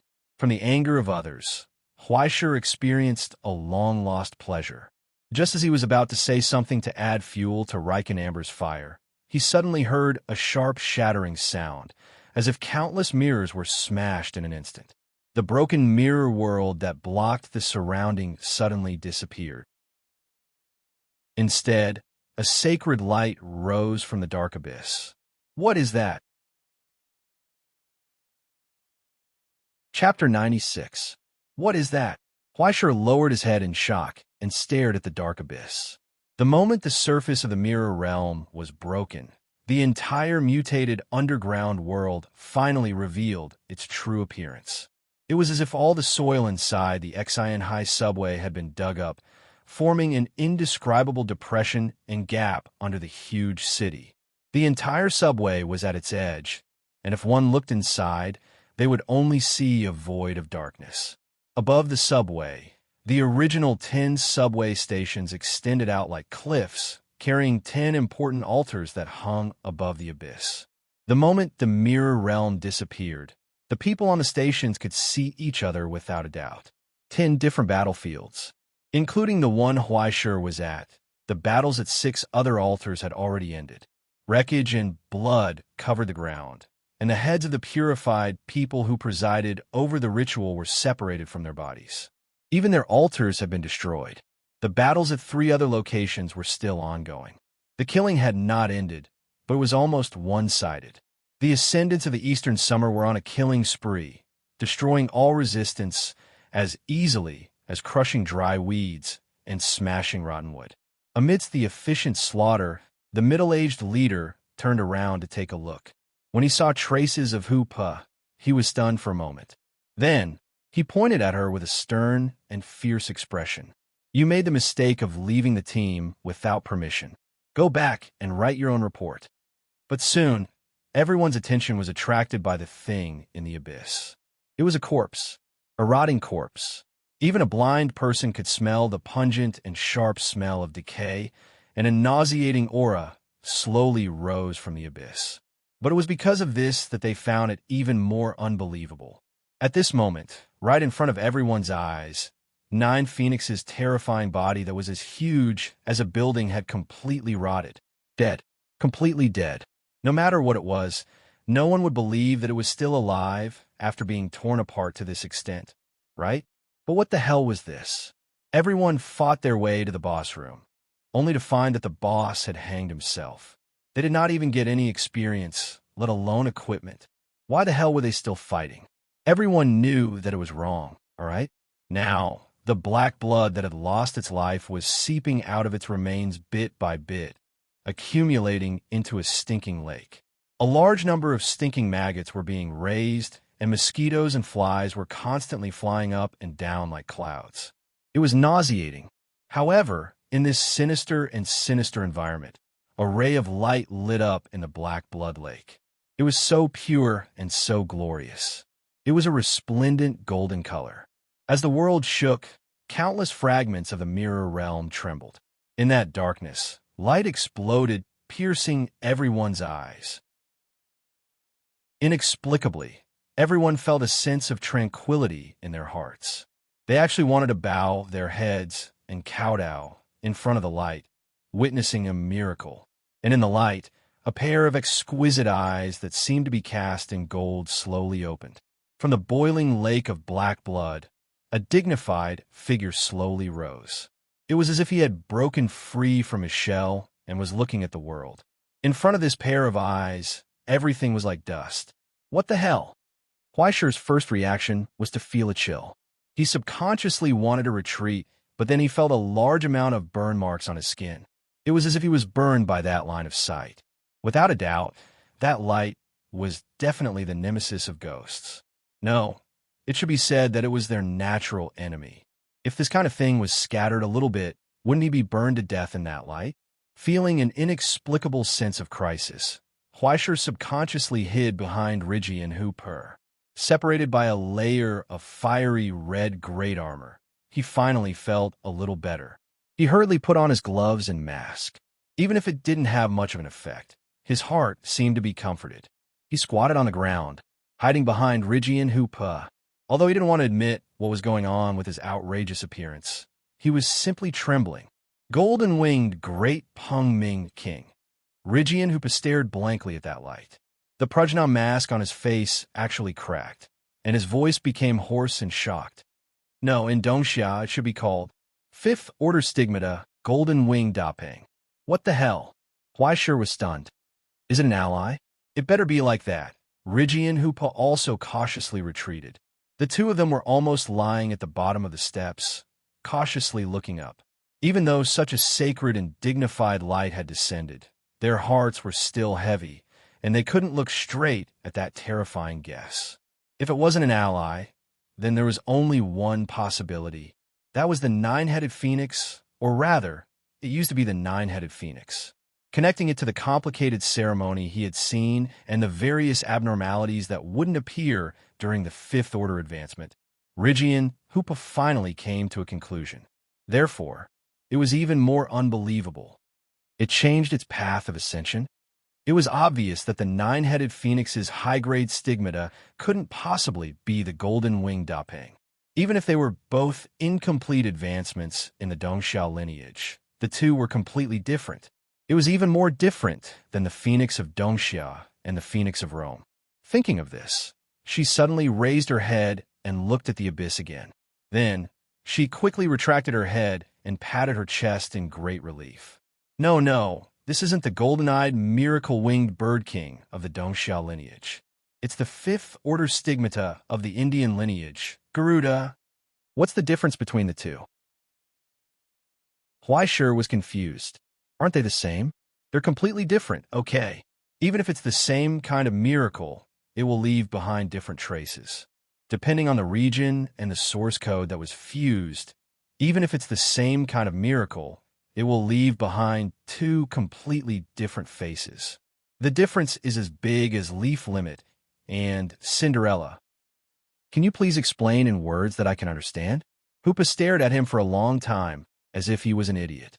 In the end, he sighed. Simply put, the golden-eyed, miracle-winged bird king of Dongxia naturally has the magical power of military warfare and protection. It was once worshipped as a protector of the country.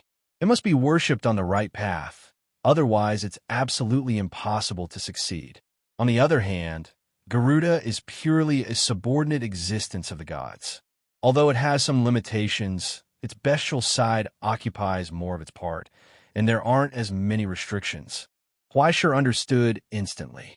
In other words, if you want to be a golden-winged bird king, you must be a great hero who serves the country and the people. If you want to be a Garuda, you only need to have enough connections, right?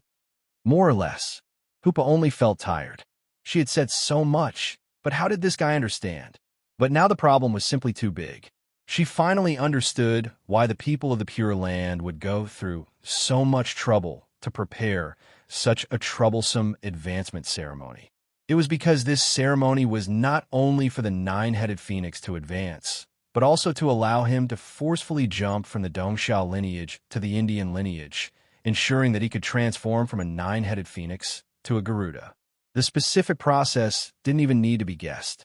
With the rancher's divine power protecting his life, all he needed to do was forcefully erase his own Yin attribute, then forcefully modify the nine-headed phoenix's stigmata. After cutting off all the unnecessary parts, he would only be left with a blank slate. Then, he could rely on the massive amount of origin substance he had accumulated over the years to forcefully advance to the next level. This also explained why he had so readily given his power to his followers. He didn't need it anymore, so he might as well use it. But this was no longer a matter of restarting. It was like forcefully changing a dog into a lion. It wasn't something that could be fixed with just plastic surgery. It was basically like being reborn as a bird. Even if he couldn't die because of the rancher's support, he couldn't just do it so casually, right? And what was he trying to achieve? Even if he succeeded, this would cause Garuda to be innately deficient. Even though he was at the 5th tier, he couldn't even compare to someone at the peak of the 4th tier. The gains didn't make up for the losses. But if this was the case, Magic City Passage. Inside, Amber suddenly realized. Indeed, if we rely on this kind of legend, not only can we easily obtain a large amount of deviation, we can also make up for the deficit in one fell swoop. What's going on? Tell me in detail. A dusty head suddenly poked out from beside her, blinking his curious little eyes. In any case, there's still a while before that thing crawls out. Why don't we chat for a few dollars? You didn't even know this kind of thing? How did your astronomy club train you? The corner of inside Amber's mouth twitched under his mask. He resisted the urge to hack this guy to death right there and then. He took a deep breath and tried to calm down. Didn't I just join less than half a month ago? Huaishir shrugged and pointed at the pile of dust behind the two of them. Come on, old tie. How about I give you an ear for your head? What's there to give when it's already turned to dust? Inside, Amber's teeth creaked as he gritted his teeth. After glaring at this bastard for a long time, he sighed in despair. Forget it. I'll just treat it as my bad luck. I'll just treat it as a lesson for the newbie. Okay, please go ahead. Huaishir took out a small notebook from his arms and took notes. As for Garuda, who was not far away, they had already forgotten about him. Anyway, what was going to happen next was not something they could stop. If something went wrong, They couldn't even run away. It was better to hide and see how things would develop. A fight between gods, how exciting. Just like how people in Ingzhou like to find a sense of security from Tokyo TV. For Huaishur, as long as the crow didn't come out and say, "Let's run when we're done." It was better to listen carefully to an old driver's lesson.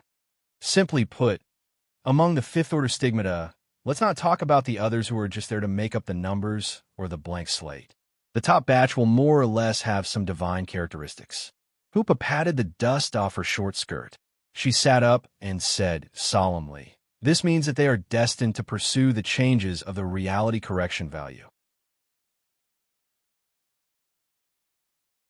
Chapter 97. The present realm's cultivation was positive, or it could be called the deviation. Simply put, it was something like the spread of the word, but the two were completely different.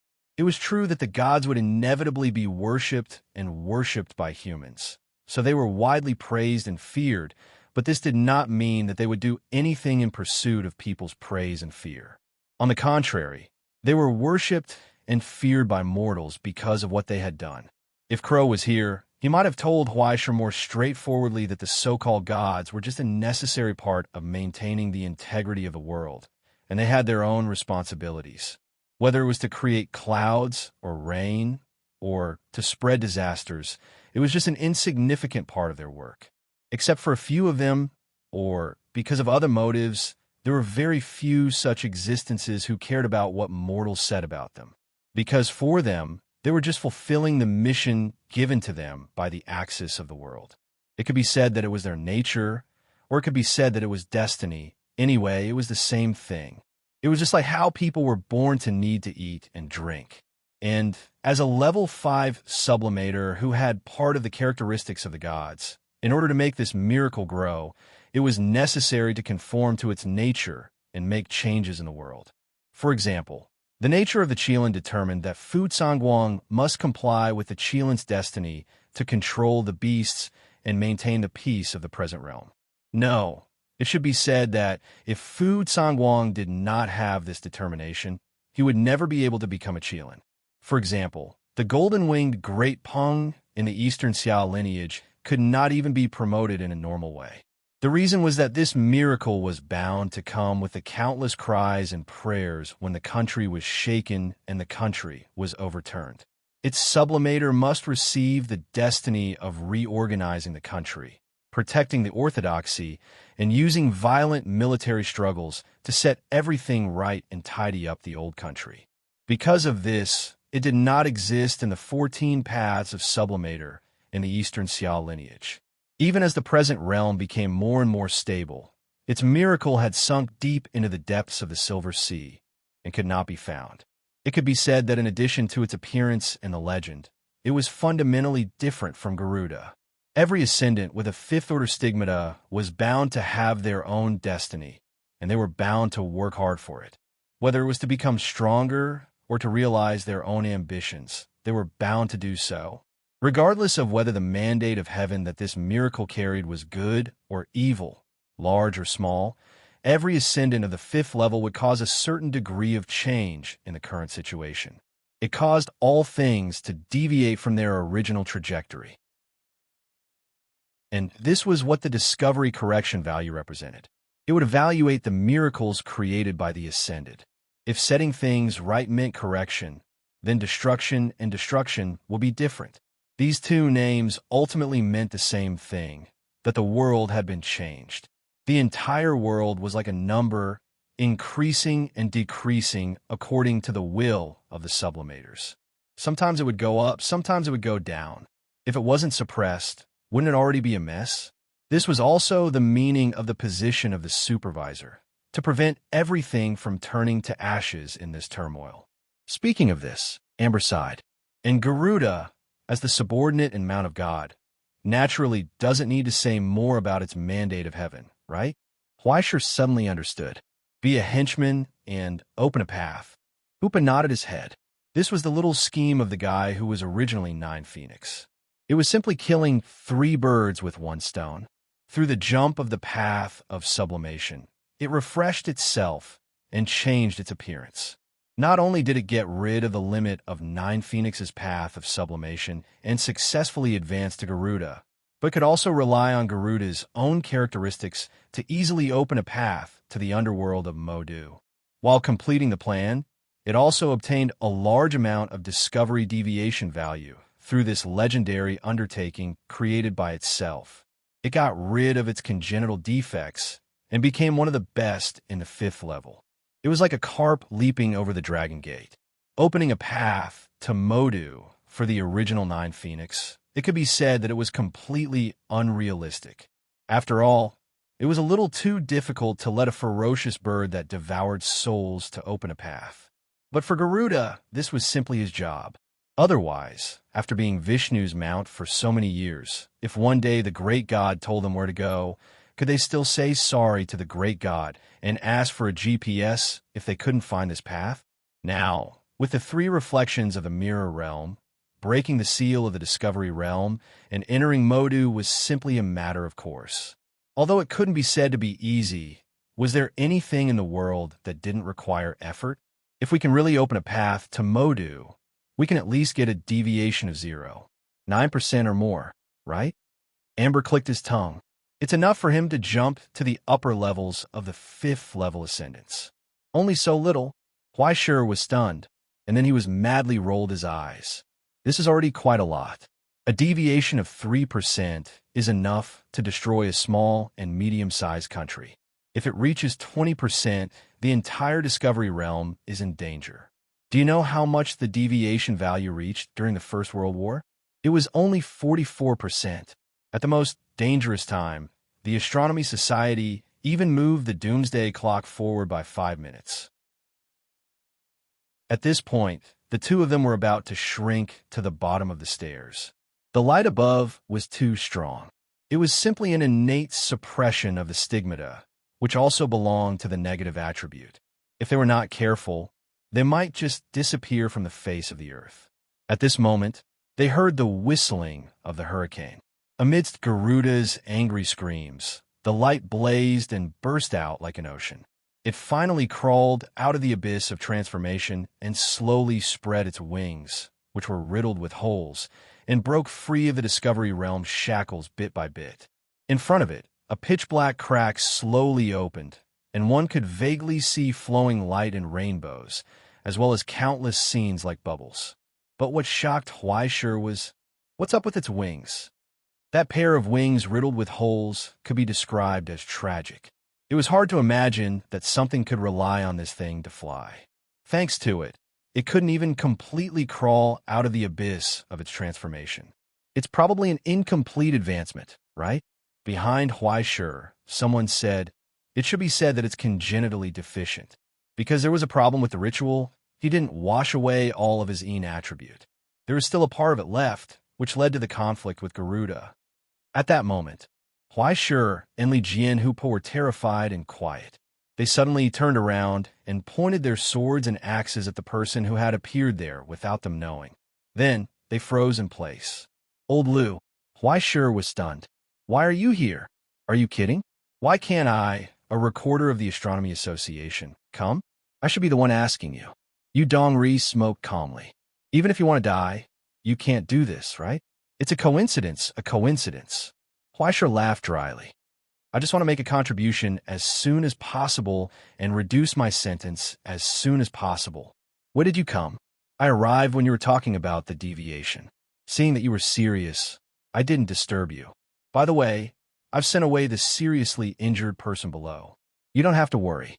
Yu Dongri was also lying on the steps, using a telescope to spy on Garuda's movements. He sighed. Aya, it's so tragic. How did it become like this? I'm so sorry. Huaishir was stunned, and his eyes immediately became suspicious. His wings, were you the one who did it?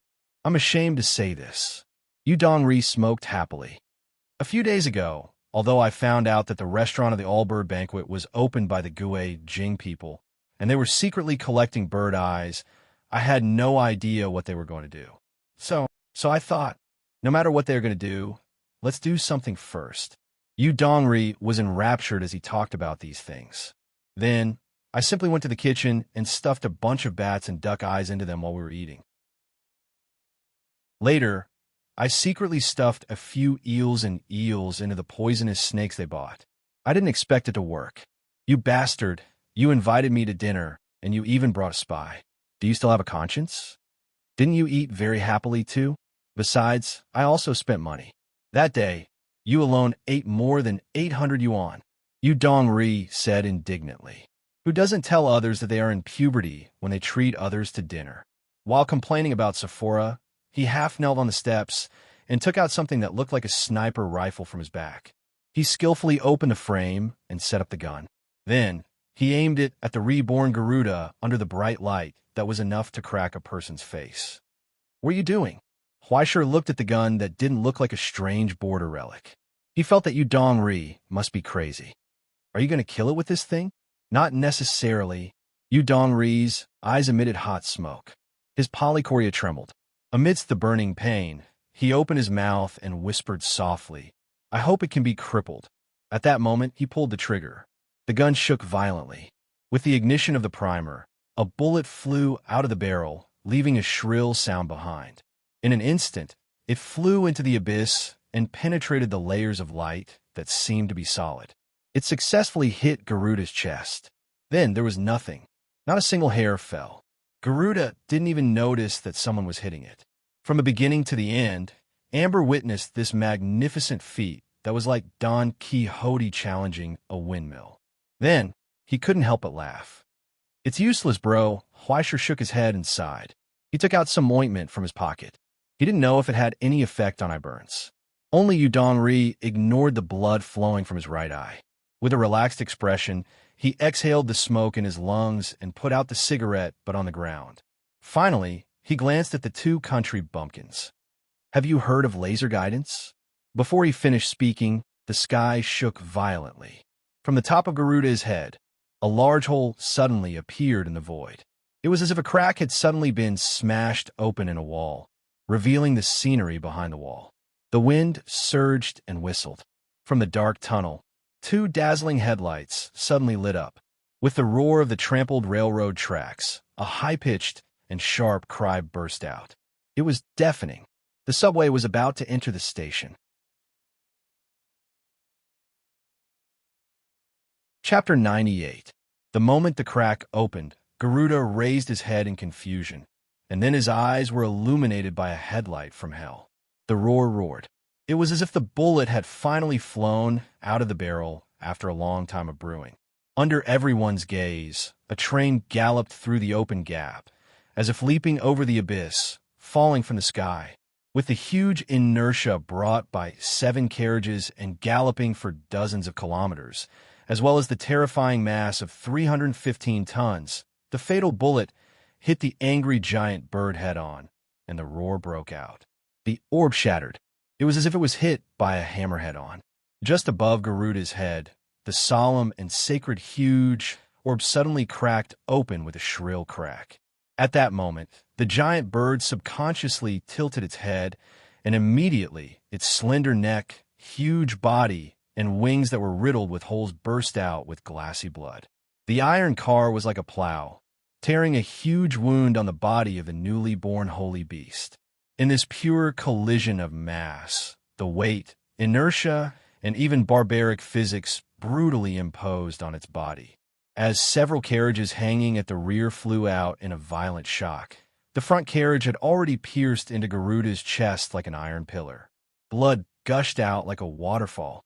It ignited from the air like a scorching torrent of lava, splashing in all directions. Garuda roared angrily, raising his resentful eyes toward the void crack that suddenly opened in front of him. But he saw the girl standing in the darkness at the end of the track. He looked at Ai Qing. Ai Qing also looked at him. Even though she was tortured by the high temperature wrapped in the sight, her expression was still indifferent. She just slowly raised the handle in her hand, nimbly pried open the lid with her thumb, and then pressed the red button. Goodbye. Ai Qing indifferently raised her finger and waved goodbye to Garuda.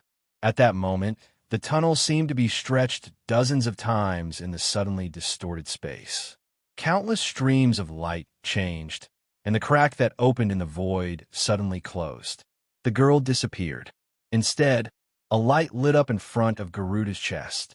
The hundreds of kilograms of alchemy explosives that pierced through his chest suddenly lit up with the poisonous flames of death from hell. The explosives created by the scholar's formula and made from various metals were originally weapons of mass destruction created for border expansion and hell exploration. At this moment, Garuda's heart suddenly erupted. Endless flames and high heat spread out from it, setting off air waves and aftershocks that were thousands of times stronger. In the blink of an eye, the originally solemn giant bird rapidly swelled up, torn apart by the terrifying power bursting out from its lungs. Its widened eyes, mouth, and nose spewed out blazing flames, burning the entire ceiling above its head crimson red. Terrifying shockwaves swept out in all directions. It was unknown how many altars fell into the abyss amidst the turbulence, smashing into the corpse of the nine-headed phoenix. The suppression from the great mystic Zarathustra was now transmitted to Garuda's body through pure physical formulas. A terrifying power that was enough to send the entire stadium into the sky erupted from the inside out, almost blowing it into smithereens. When the flames dissipated, Garuda's broken body was revealed before everyone's eyes. It was almost too horrible to look at. One of its wings had completely evaporated in the flames, and the other had been burned into incomplete charcoal. The lower half of its body had completely disappeared, burned together with a lake of black blood. And in the tragic hole in its chest, no internal organs could be seen at all.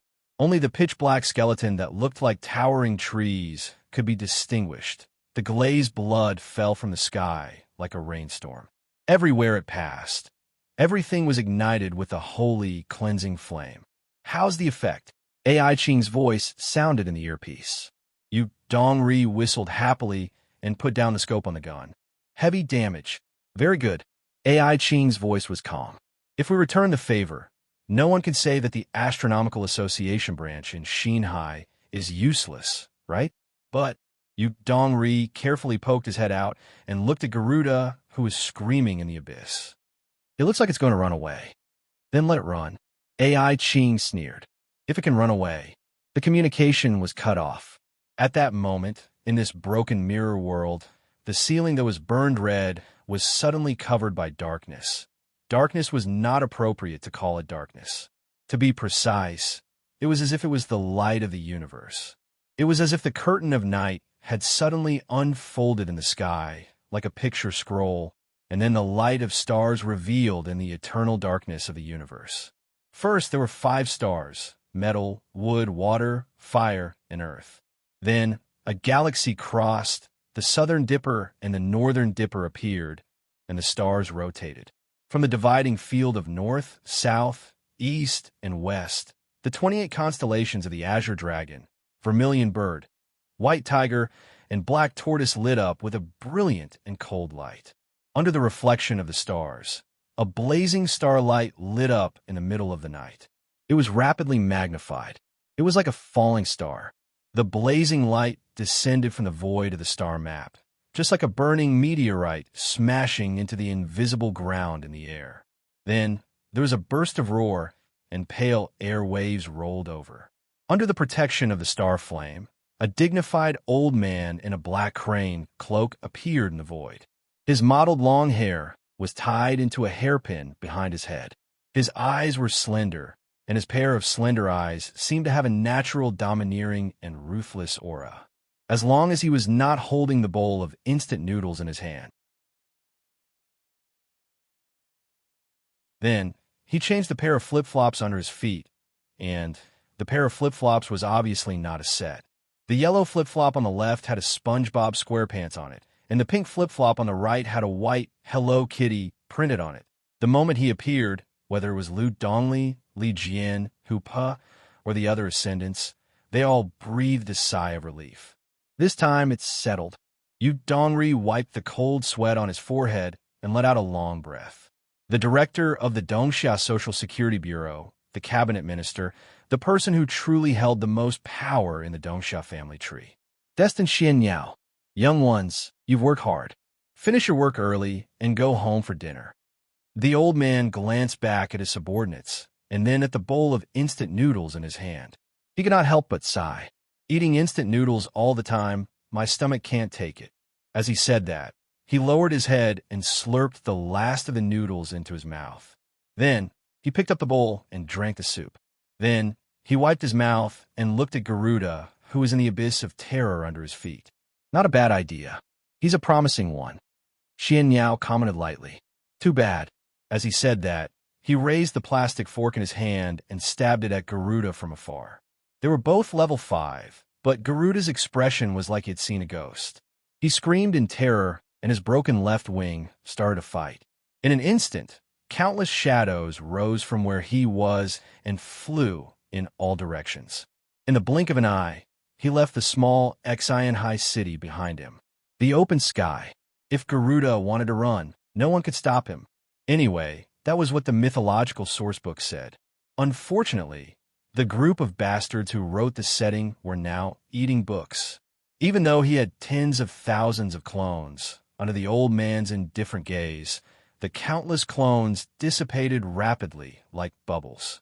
Even though he had escaped tens of thousands of miles away, under the plastic fork that was gradually approaching, no matter how hard he flapped his wings, he could not increase the distance between them by an inch.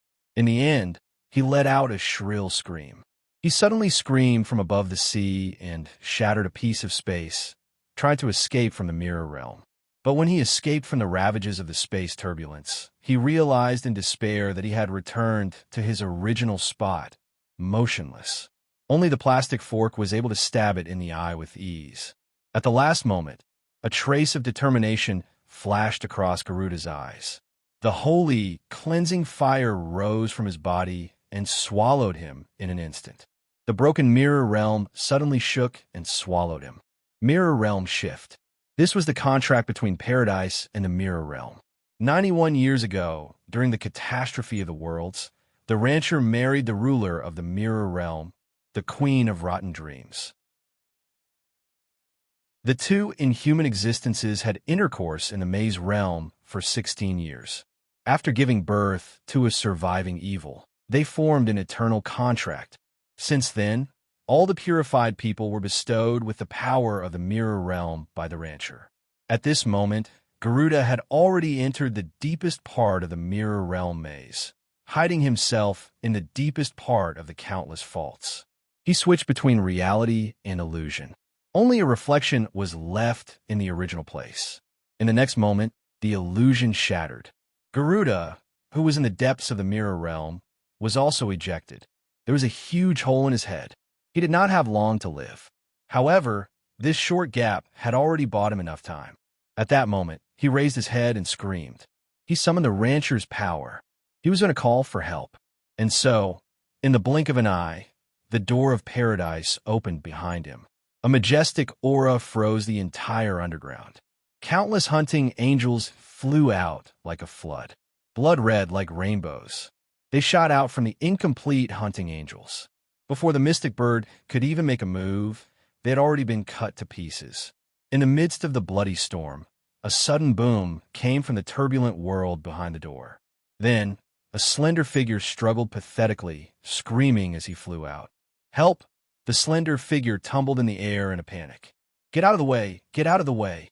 The figure quickly enlarged in Garuda's dazed eyes. In the end, it smashed into his incomplete face. In the chaos, the figure instinctively reached out and slashed randomly. Garuda's head fell from his neck.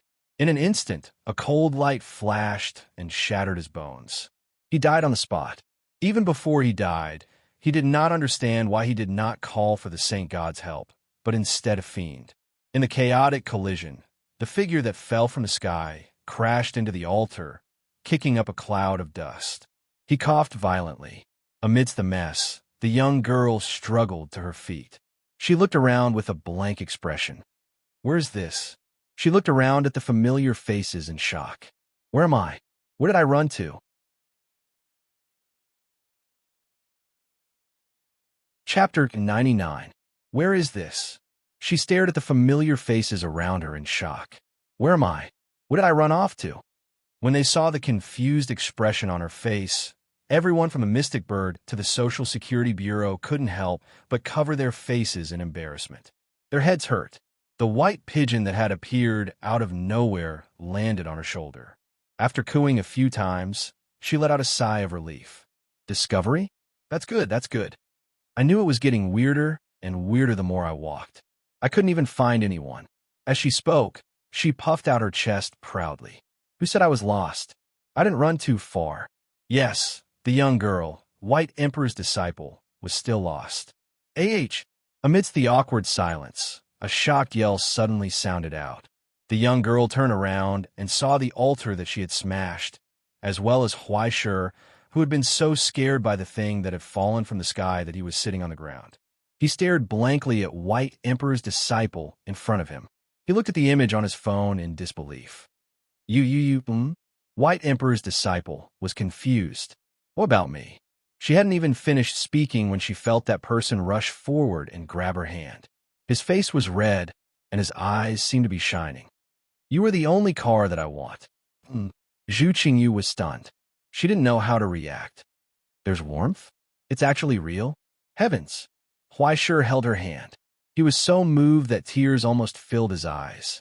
Who said that paper people didn't have thickness? Big sister, did you come from the two-dimensional world just to see me? Huaishur asked excitedly. Are you free tonight? Can we have dinner together? That wasn't. I'm so popular.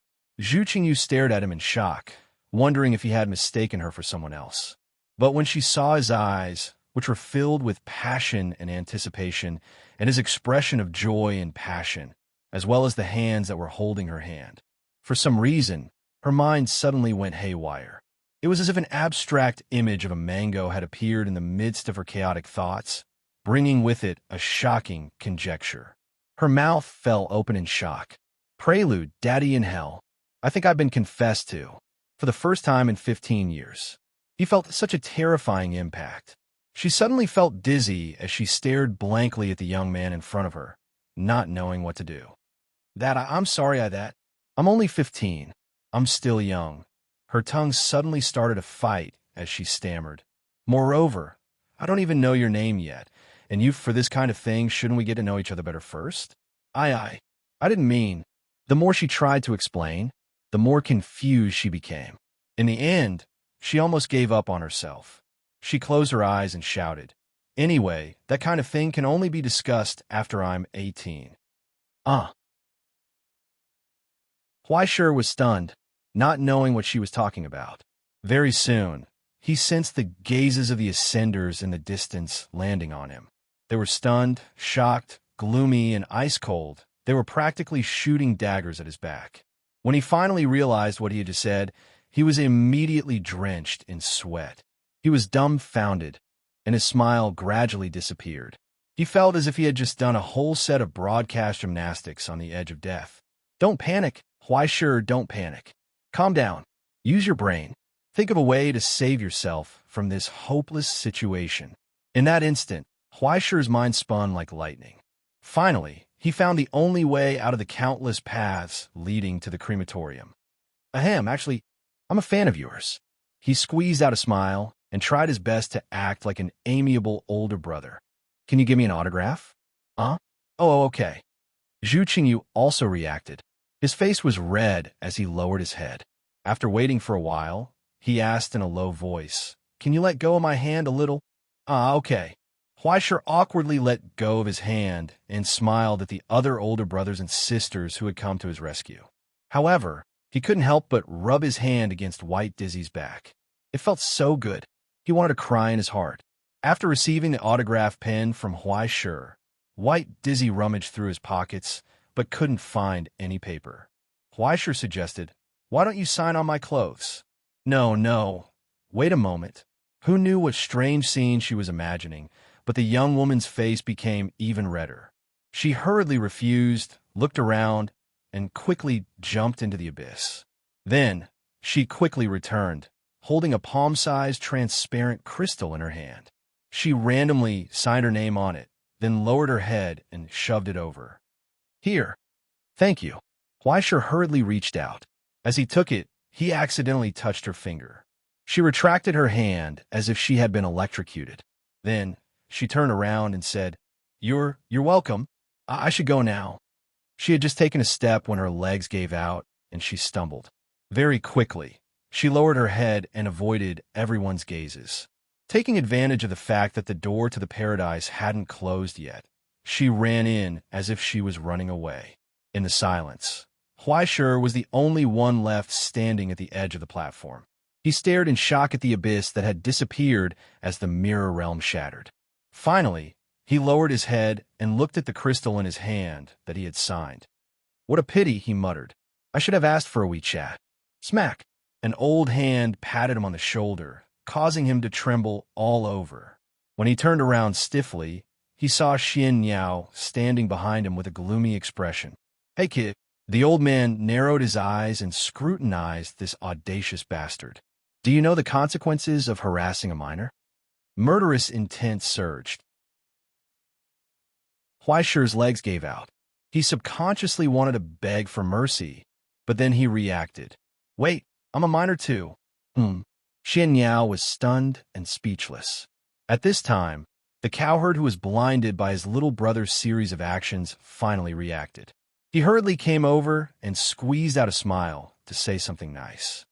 He's 17 this year. Please be magnanimous. 17? Xian Niao was furious. Dropping out of school at such a young age. You don't study hard and learn to fall in love with someone else. Drop out of school, my ass. Why are you the same as Director Fu? Part-time. This is all part-time to support the family. Huaisha mustered up the courage to raise his hand. Besides, I play the cello very well. I got a lot of extra points for the college entrance examination.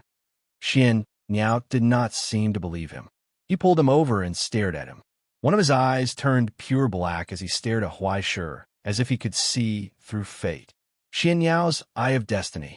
He did not know what he saw, but his expression changed slightly. Huaiguang's great-grandson? How rare. He seemed to be stunned. After pondering for a moment, his expression suddenly became kind. There's no future in working at the Astronomy Society.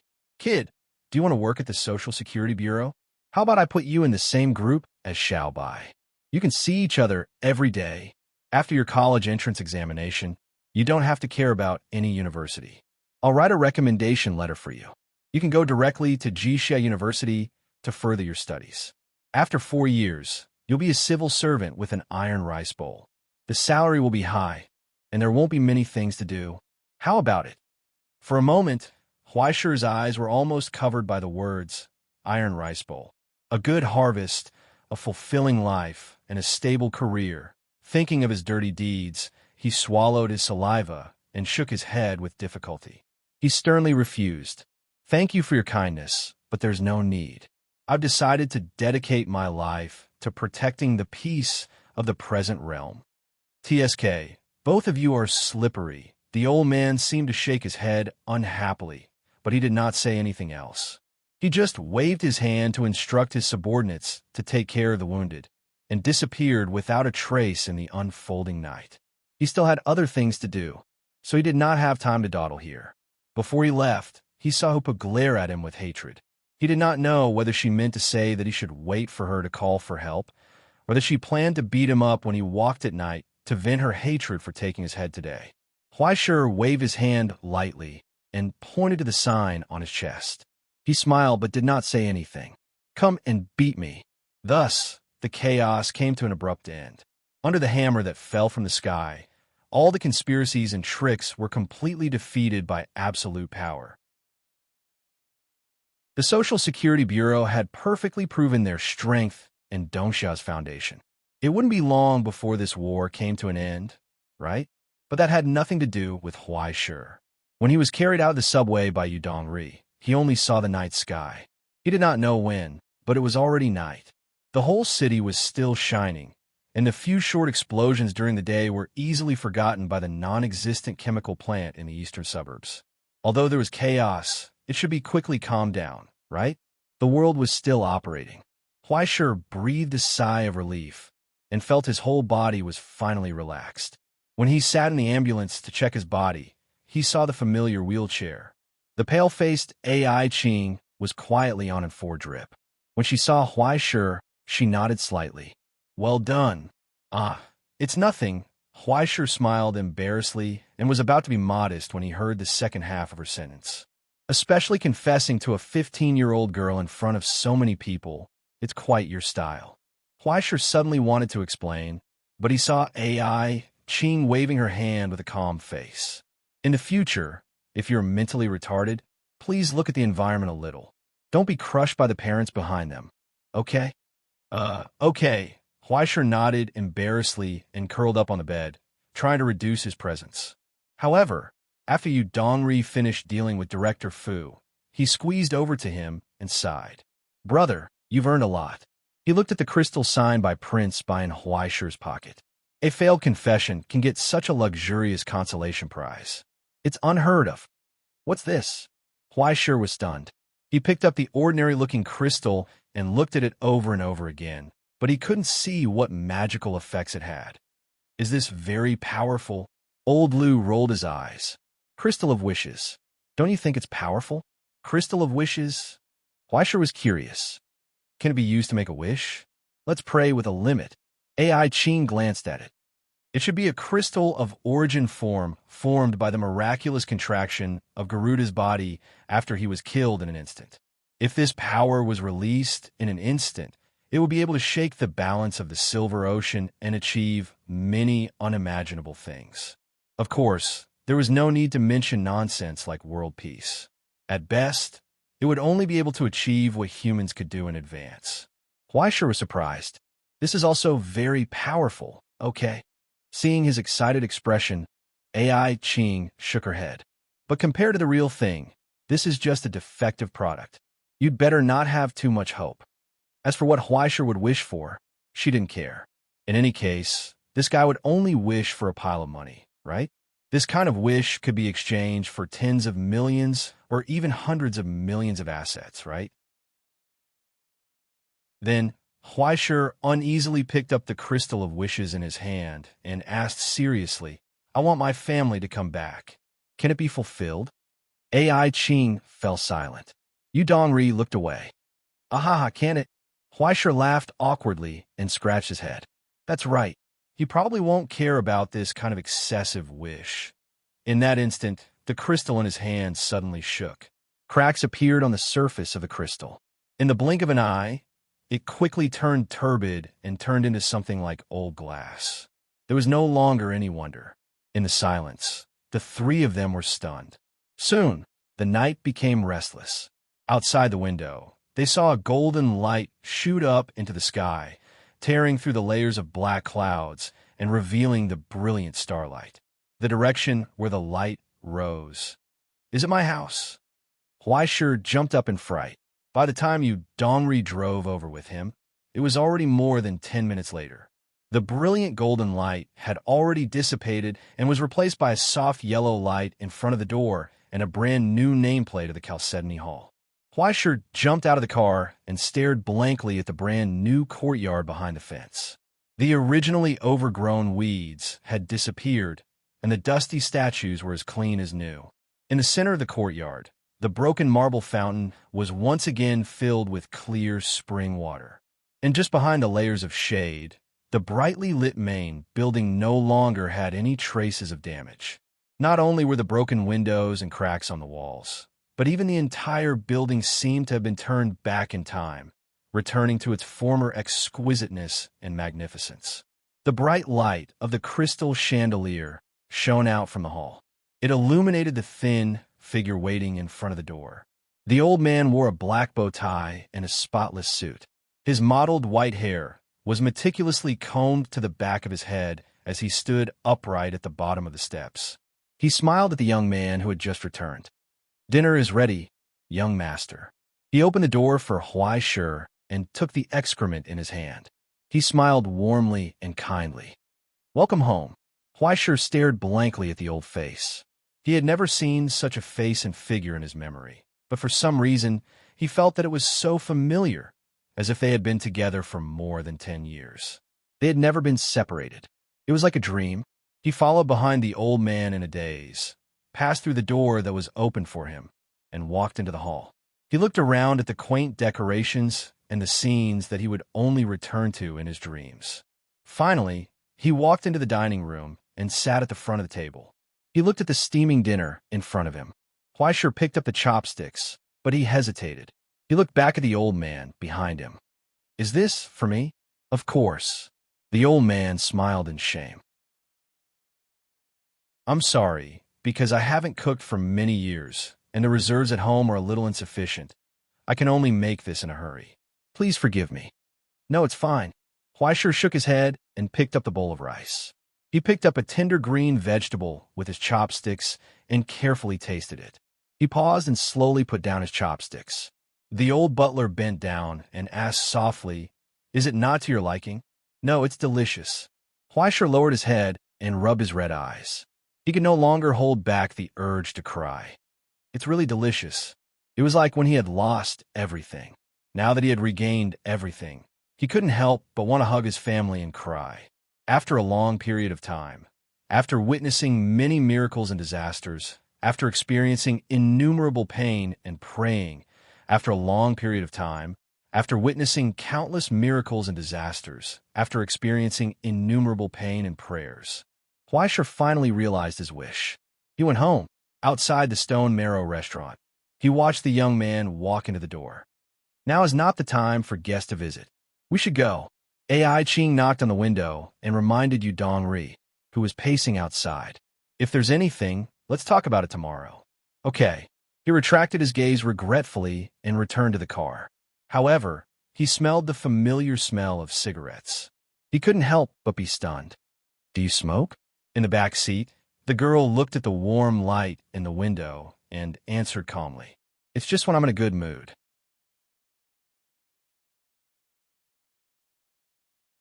Chapter 100. Name: Fleischer. Age: 17.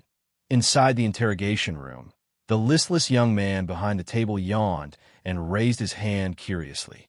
"I say, haven't we been having a lot of these conversations lately? Why do I feel like you guys are recruiting male prostitutes?" Bang!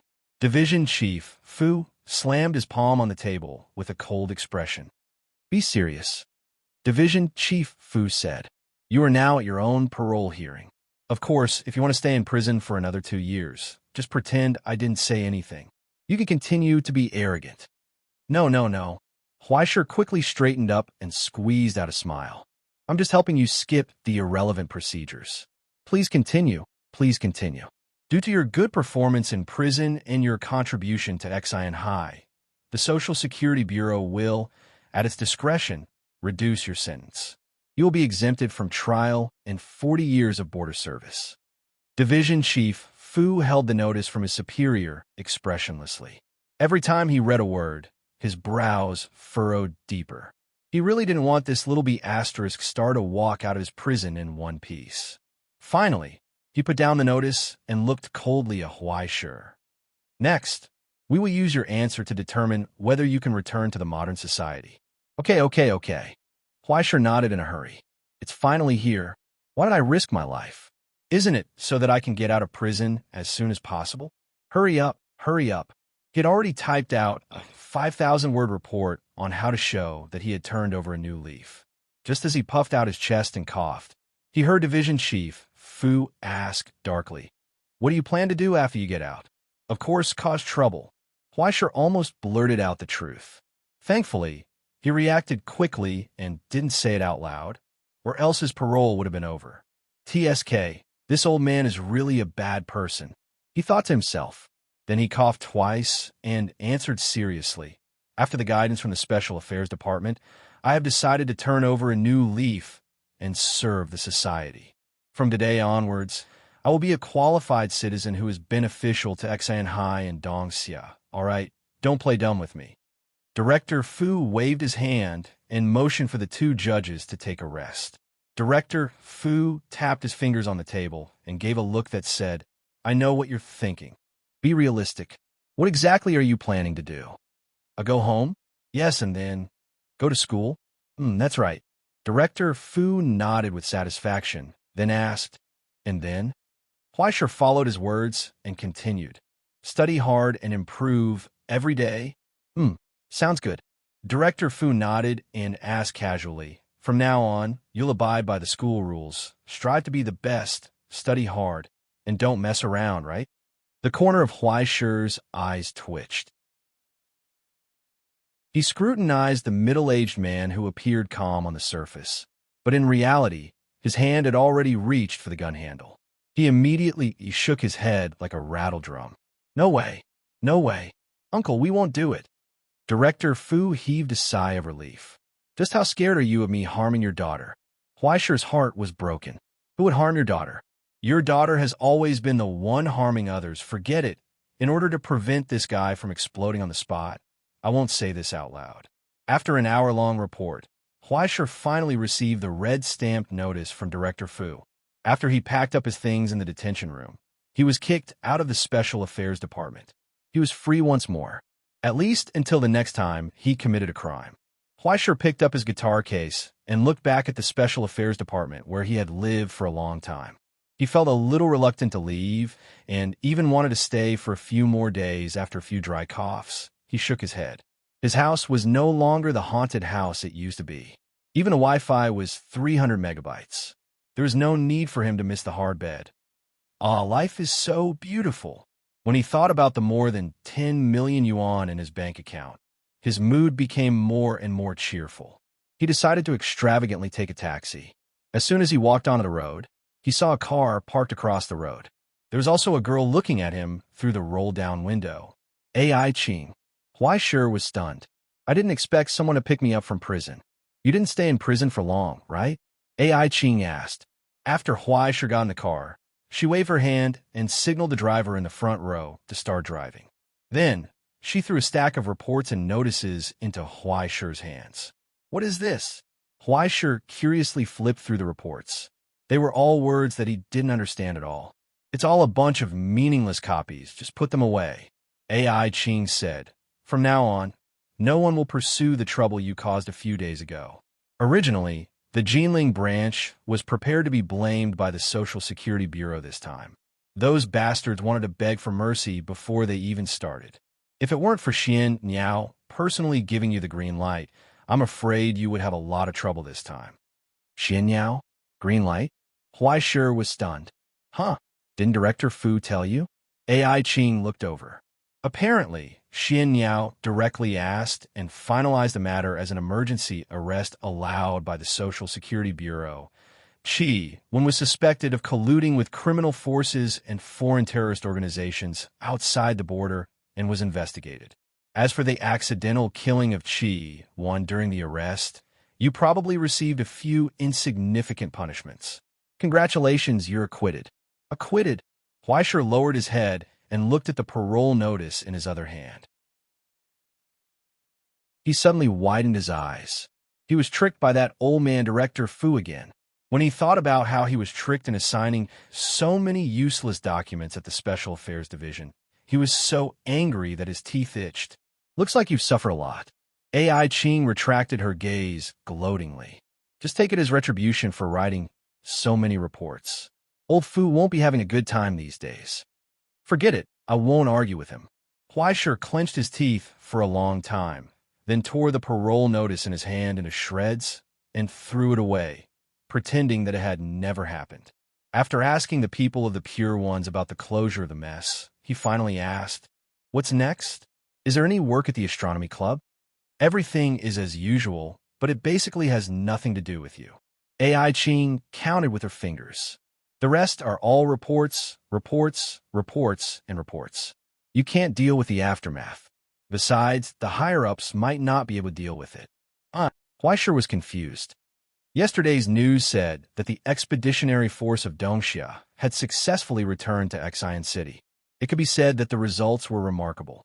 However, there was a bit of a problem in Xian City.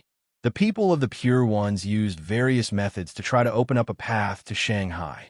Including Xian High, there were a total of 17 places. One of them was almost successful. A.I. Ching turned on her phone and showed him the dark location. The path was open for a moment, although it closed immediately. However, according to the satellite's detection. Something had been thrown into Shanghai. I'm afraid that the Social Security Bureau is also having a headache over this matter. Is it very troublesome? It's hard to say. AI Ching shrugged.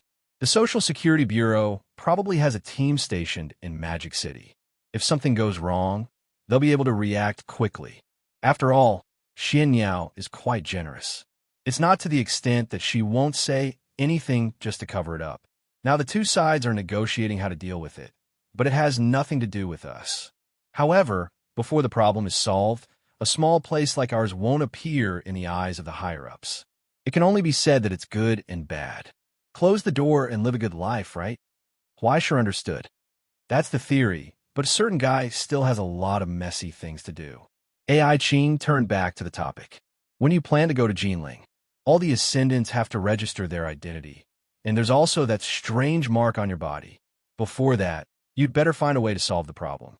She said straightforwardly, if you can't solve it, please think of an excuse that won't implicate me. I'll try my best. Huaisha scratched his head and sighed. How about next month? Anyway, I'm going to Jinling for my cello professional exam next month, so I might as well do it together. Oh. AI Ching looked at him with a strange expression. You're also planning to participate in the rookie competition? Huaisha was confused. What rookie competition? Looks like you really don't know. AI Ching stared at him for a long time. After making sure that he wasn't playing dumb, she explained, it's a large-scale competition organized by Tomorrow News. It's a triennial Asian rookie competition. As long as you're in Asia, all ascendants below the 3rd level can sign up. Not only are the prizes generous, but there are also a lot of benefits. Other than a lot of ascendants who want to win a ranking, many ascendant organizations see this as a way to show their foundation. Regardless of whether it was for the prize, reputation, or advancement, this was an excellent opportunity. If you can get into the top 10, other than the prizes, it'll help you get promoted and do other things. At this point, AI Ching gave Huaisha a deep look. To be honest, I thought you would be determined to win. Although it sounds lively, it's troublesome to participate. Huaisha scratched his head. We'll talk about it when the time comes. Maybe I won't even be able to go. At this point, Huaisha suddenly looked out the window and said to the driver, just stop here. He saw Fu Yi. Call me if you need anything. I'll leave first. Huaisha picked up his backpack and jumped out of the car. He waved at AI Ching and watched the car drive away. When he looked back at Fu Yi, he noticed that she seemed to be in a hurry. She looked panicked and anxious. It was like she was being chased by someone. She ran in the crowd and looked at the people chasing her anxiously. Finally, she ran into a small alley. The middle-aged men chasing her looked at each other and revealed a wretched smile. They sped up and ran into the alley. Soon, Fu Yi's scream came from inside. Huaisha frowned.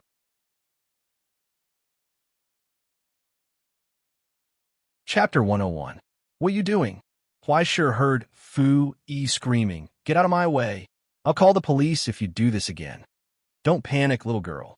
Have fun with me. A glib voice sounded. Then, Fu Yi screamed even louder. What is this? Huaisha's eyes widened. He didn't know if he should be excited or shocked. It was a most common scene in urban novels where the hero saves the damsel in distress. It was finally his turn. He was so excited. It was his first time encountering such a thing. It was urgent. He rubbed his hands impatiently, rushed into the alley, and kicked the people into the garbage. Finally, he looked back at Fu Yi, who was panicking on the ground. Are you okay? Huaisha grinned and squeezed out a reliable and considerate smile. Fu Yi looked at him blankly. Her expression changed. She looked at the two people he kicked into the garbage, then looked at him, and then looked at the garbage again. She was stunned. Something seemed wrong. F***CK. What's going on?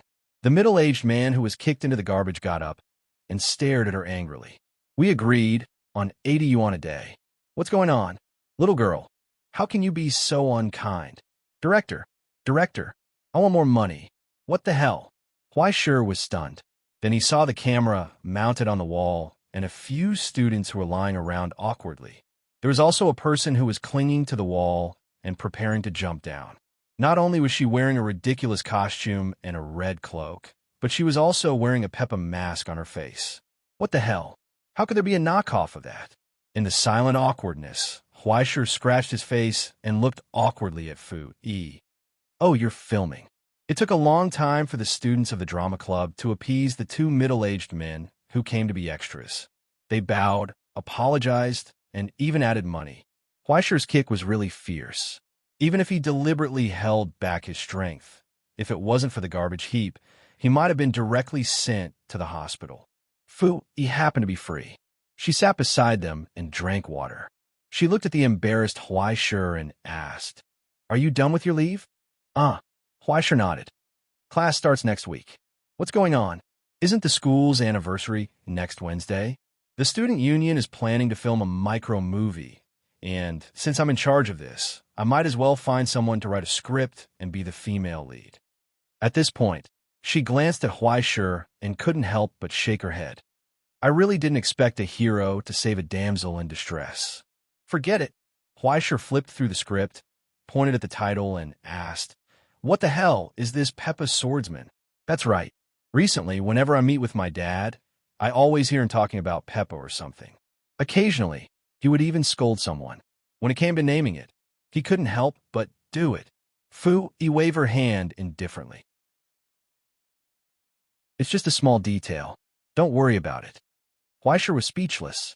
He flipped through the script. It was really average. The special effects were mediocre.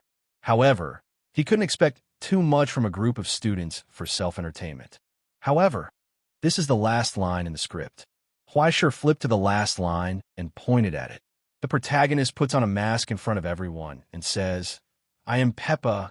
Can you guys be careful? A certain company that often uses castles as their logo will sue you. This is called a tribute. A tribute. Do you understand?" And this, the sequel at the back. Huaishir held the last page and asked, "It's fine that the first part is called Thunder Rises, the birth of Peppa, but what the hell is this Peppa Swordsman fights Optimus Prime and Peppa Swordsman fights Calabash Brothers? Isn't this a lot of budget points?" Fu Yi glared and suddenly became indignant. Otherwise, the stingy school wouldn't even be willing to buy a bottle of mineral water. Where would they find the money to hire a cameo? It wasn't easy to hire a cameo, but someone jumped out and kicked me. Do you think it's easy for me? It's my fault, my fault. Huaishir sighed and begged for mercy. However, Fu Yi grinned and looked at him mischievously. However, are you looking forward to the day when you can save me and increase my favorability? Don't mention it.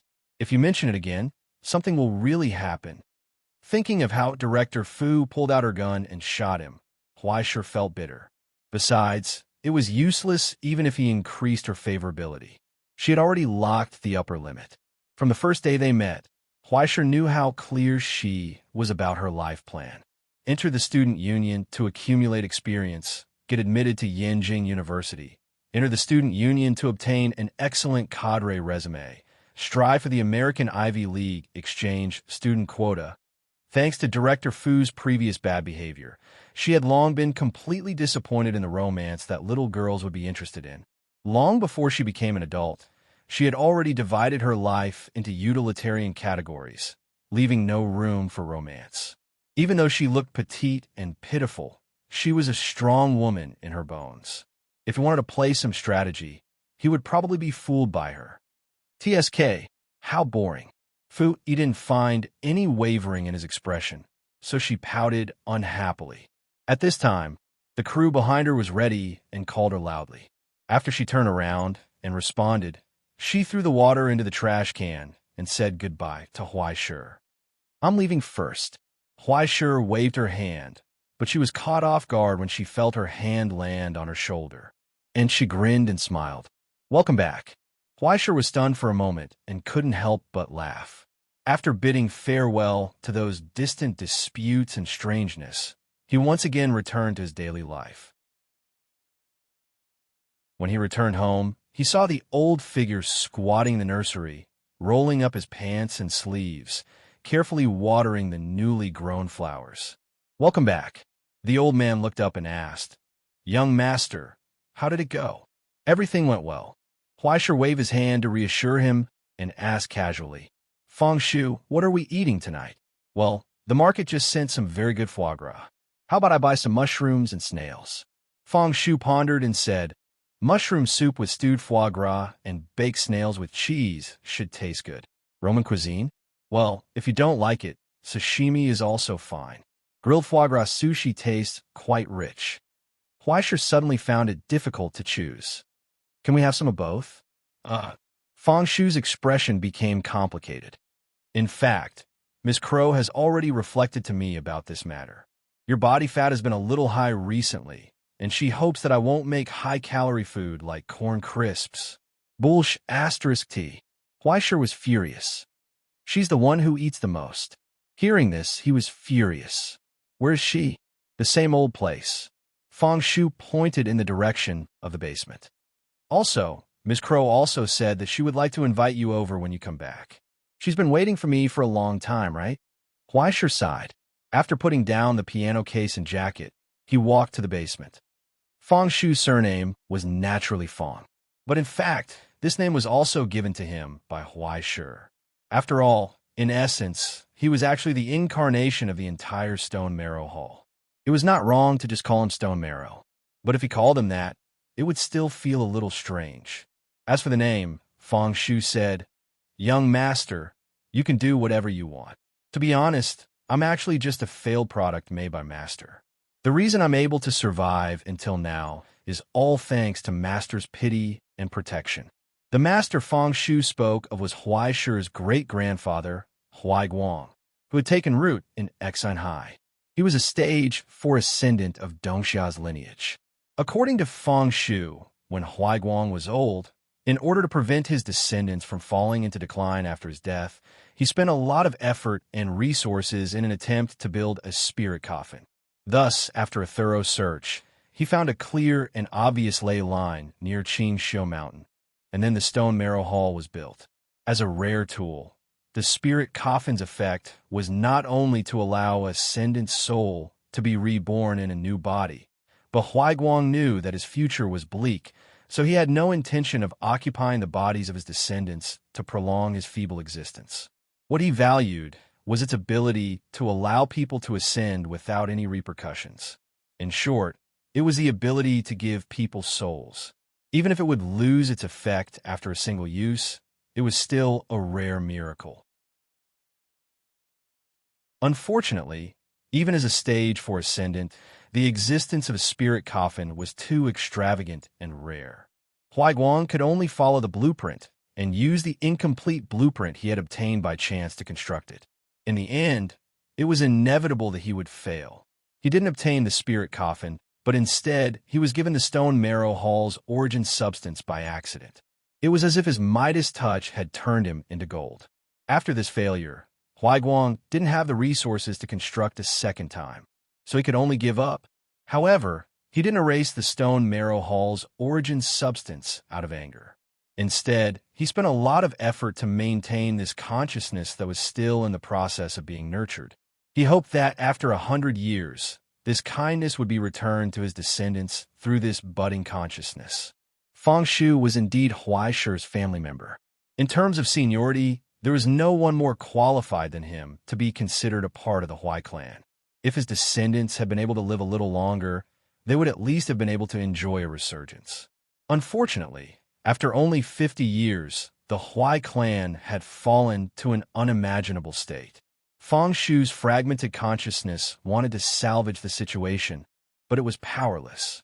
He could only watch on helplessly as Huaisher shouldered all of the burden. It wasn't until Huaisher's wish passed through the wish crystal and landed on Feng Shu's body that he was able to recover his missing origin substance that he was barely able to manifest. Even if he couldn't walk out of the Stone Marrow Hall, he was finally able to walk around freely. According to Crow's conclusion, the Stone Marrow Hall had already become a relic from the border, and a very rare one at that. Huaisher couldn't be bothered to listen to a bunch of nonsensical analysis. In any case, Feng Shu was a part of his family, so there was no point in looking into it too much. And after being in charge of the house for so many years, Feng Shu seemed to have grown quite fond of his identity as a housekeeper. Whether it was cleaning, cooking, gardening, or maintaining the nursery, he was very adept at it all. fixing antennas from above, digging cables from below.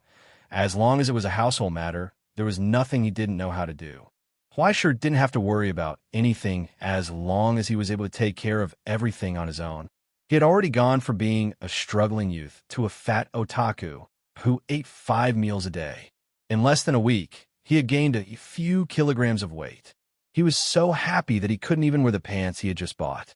And now, someone wanted to cut off his food budget? How dare they? Even if I, Huaisher, died in this house today, I wouldn't miss a single bite of food if I jumped down from here.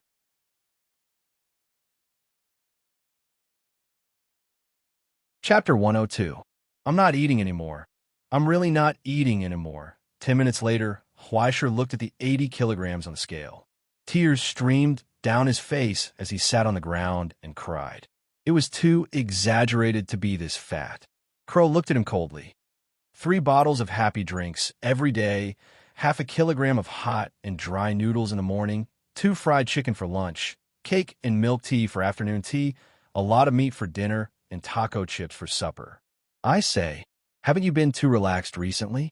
Even if you're a sublimator who consumes energy faster than ordinary people, you can't eat like this, right? Huaisher was stunned. Do I eat that much? Otherwise, why do you think I'm so fat? Crow asked. Although a sublimator who's been transformed by the stigmata already has a lot of metal and mutation in their body and can no longer be measured by the usual weight ratio, the transformation of a ghost is obviously toward the lighter weight, right? The standard weight should be 2/3 of a normal person's weight. How did you eat yourself to become the heavy type? Unknowingly. It's old Fong who spoiled you too much. Crow shook his head and threw a densely packed list over. Huaisher looked down and felt dizzy. What's this? A list for your weight loss plan. Crow said indifferently. There's also a follow-up plan to strengthen yourself. You're still too lacking in strength. Me? Huaisher pointed at himself in disbelief. He was lacking in strength? My Huaihai's little Peppa had defeated a stage 3 powerhouse before stage 1. How was he lacking in strength? Don't tell me that just because you've beaten up a few second-rate trash, you think that everyone in the world is mediocre? Crow retorted. For example, can you beat that amber in the forest? Huaisher was speechless. Indeed, Crow was right.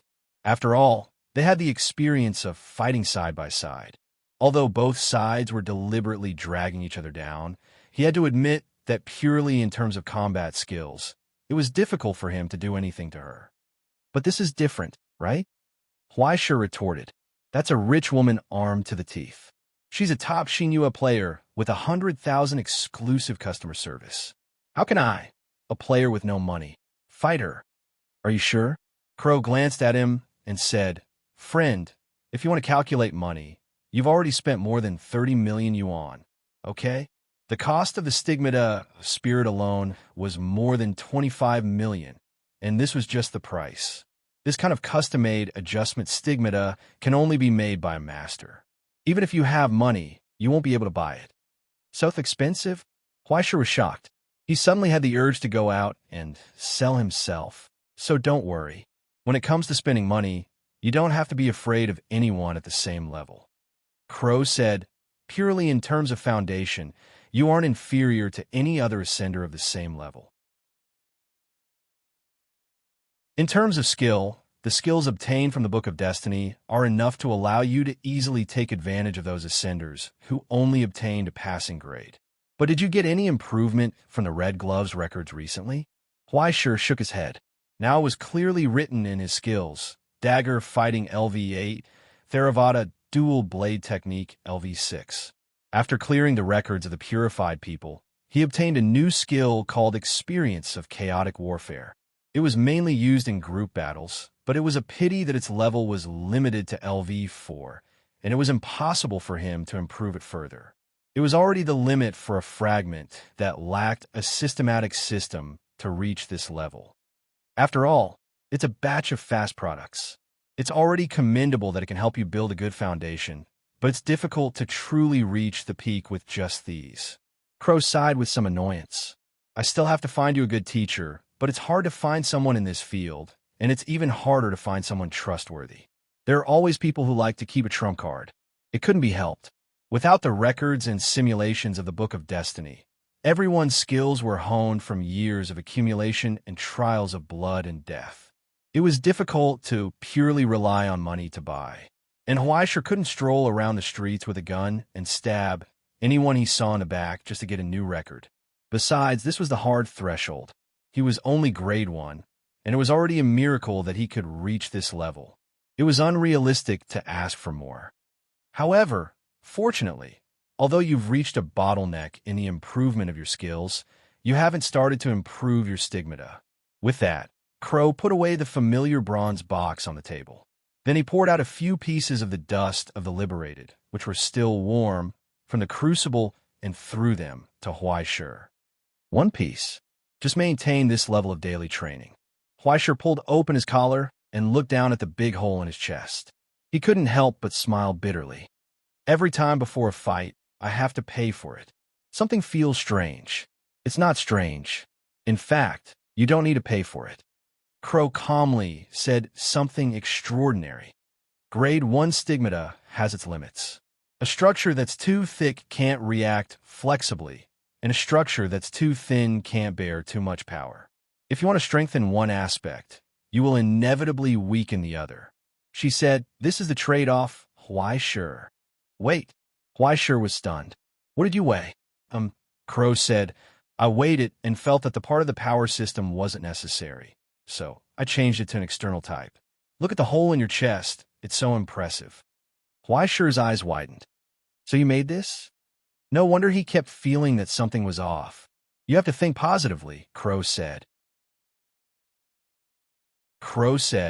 "With the remaining parts, I've helped you weave all of them into pseudo-nerves and reflex circuits. Now, you can attack at twice the speed of someone of the same level. How is it? Are you happy? Are you happy? Happy my *SS. What kind of operation is cutting the mana bar to increase DPS?" It turned out that his stigmata was really like a car. Without saying a word, she changed the fuel tank to an external type and then stuffed a nitrogen engine into it. Huaisher almost vomited blood. "Do you know that it's illegal to modify a car on the road? It's illegal for others to modify it. I'm doing a fandom creation. Do you understand?" Crow squinted at him and said, "Relax. It's been so many years since the Utopia split up.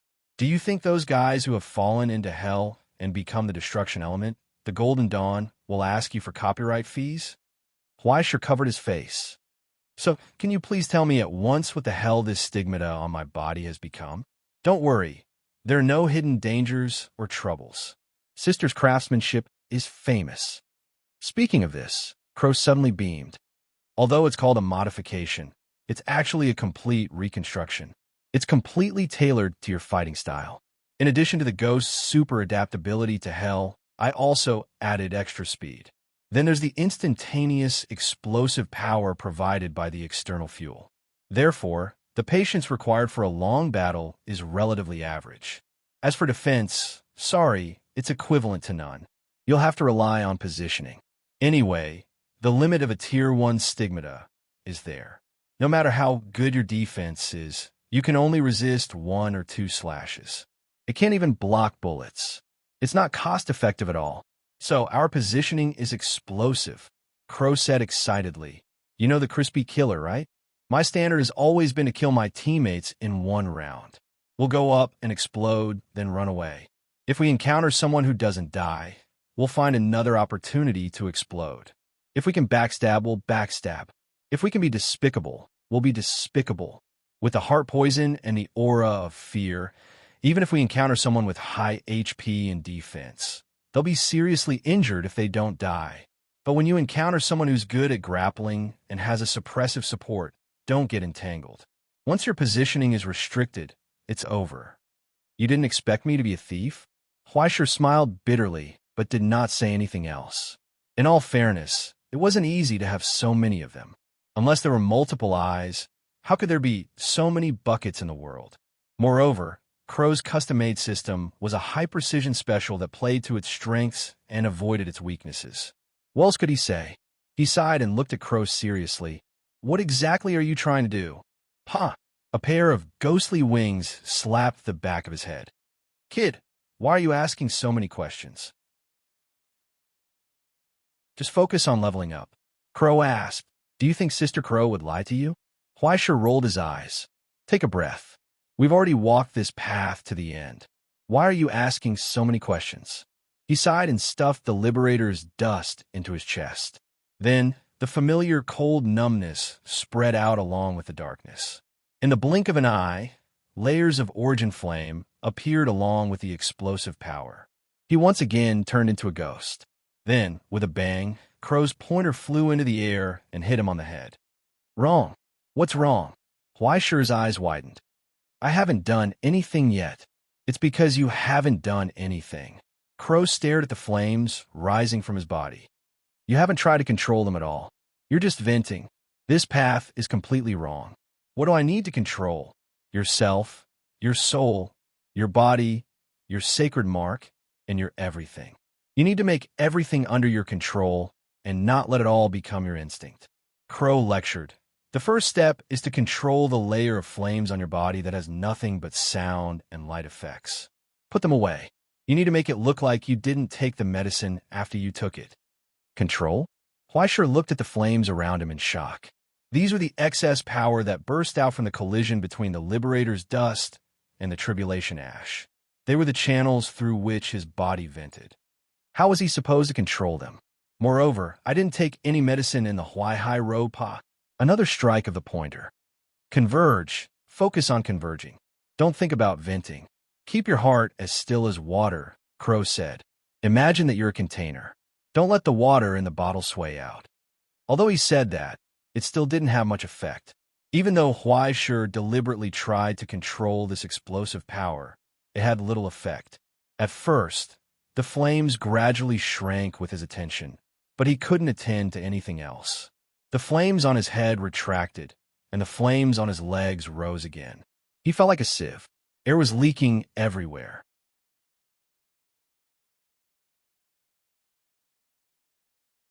Chapter 103.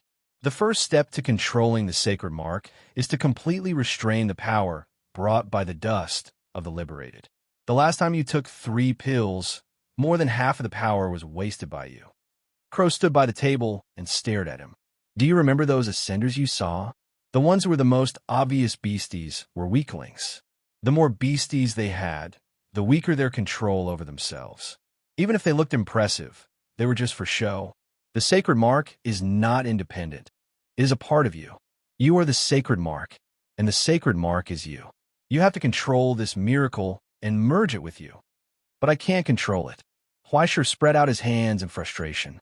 As the flames on his arms were suppressed, the origin flame, which was full of ash, shot out from his palms. It was more than 2 feet high. This was a pretty good method of attack. It looked very cool, but it did not have any suppressive effect at all. "First, you need to calm down, your heart as still as water." Crow suggested, "Let's try meditating first. Wasn't your meditation training quite successful?" Huaisha got up and carried the Guqin case down from upstairs. After carefully restraining the flames, he had just picked up the Guqin bow when he heard a small cracking sound. He had used too much strength and was about to crush the bow. He tried to relax, and the bow fell from his hands to the ground.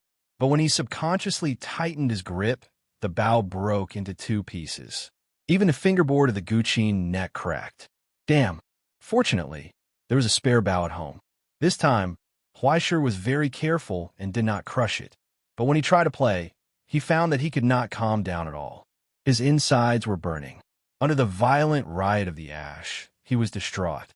All kinds of unpleasant scenes flashed in his mind, and the sound he pulled out became sharp and ear-piercing.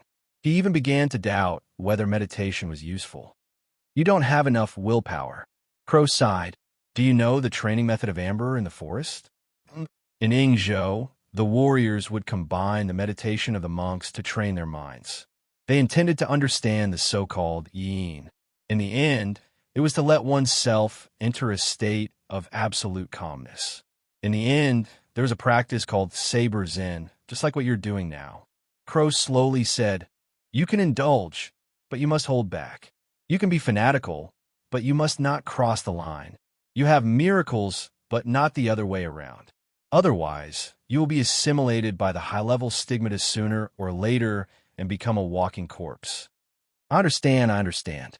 Huaisher gritted his teeth and tried his best to get rid of the chaotic thoughts that filled his mind. He wanted to immerse himself in the sound of the zither. But even with so many years of practice, the sound of the zither was still intermittent. He was still unable to immerse himself in it, until the crow whispered in his ear, "Think about it. Every minute you delay, you'll burn 10,000. In an instant, the melodious sound of a zither rang out. Huaisher's heart was as still as water. This was definitely the most painful day Huaisher had ever played the zither. It lasted until 9 o'clock in the evening. After wasting 4 Liberator's dust, he finally managed to restrain the source flame to a slightly acceptable level in the state of meditation. The special state brought about by the Liberator's dust was extended by a third to 15 minutes. In a state of low power consumption, Huaisher felt as if he was going to suffocate at any moment, but he kept his consciousness and endured the huge pressure from his body. If you continue to train like this, you can see the initial results in about a month. Crow nodded and finally let him finish his meal. And Feng Shu seemed to be on time. The moment Huaisher sat down at the table, he presented an appetizing dinner. Then he stood proudly at the side and watched Huaisher eat. Huaisher looked up at him blankly. "Feng Shu, aren't you eating with me?"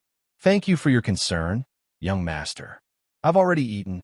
Feng Shu patted his chest and said proudly, "In a few minutes, the hot water will be ready.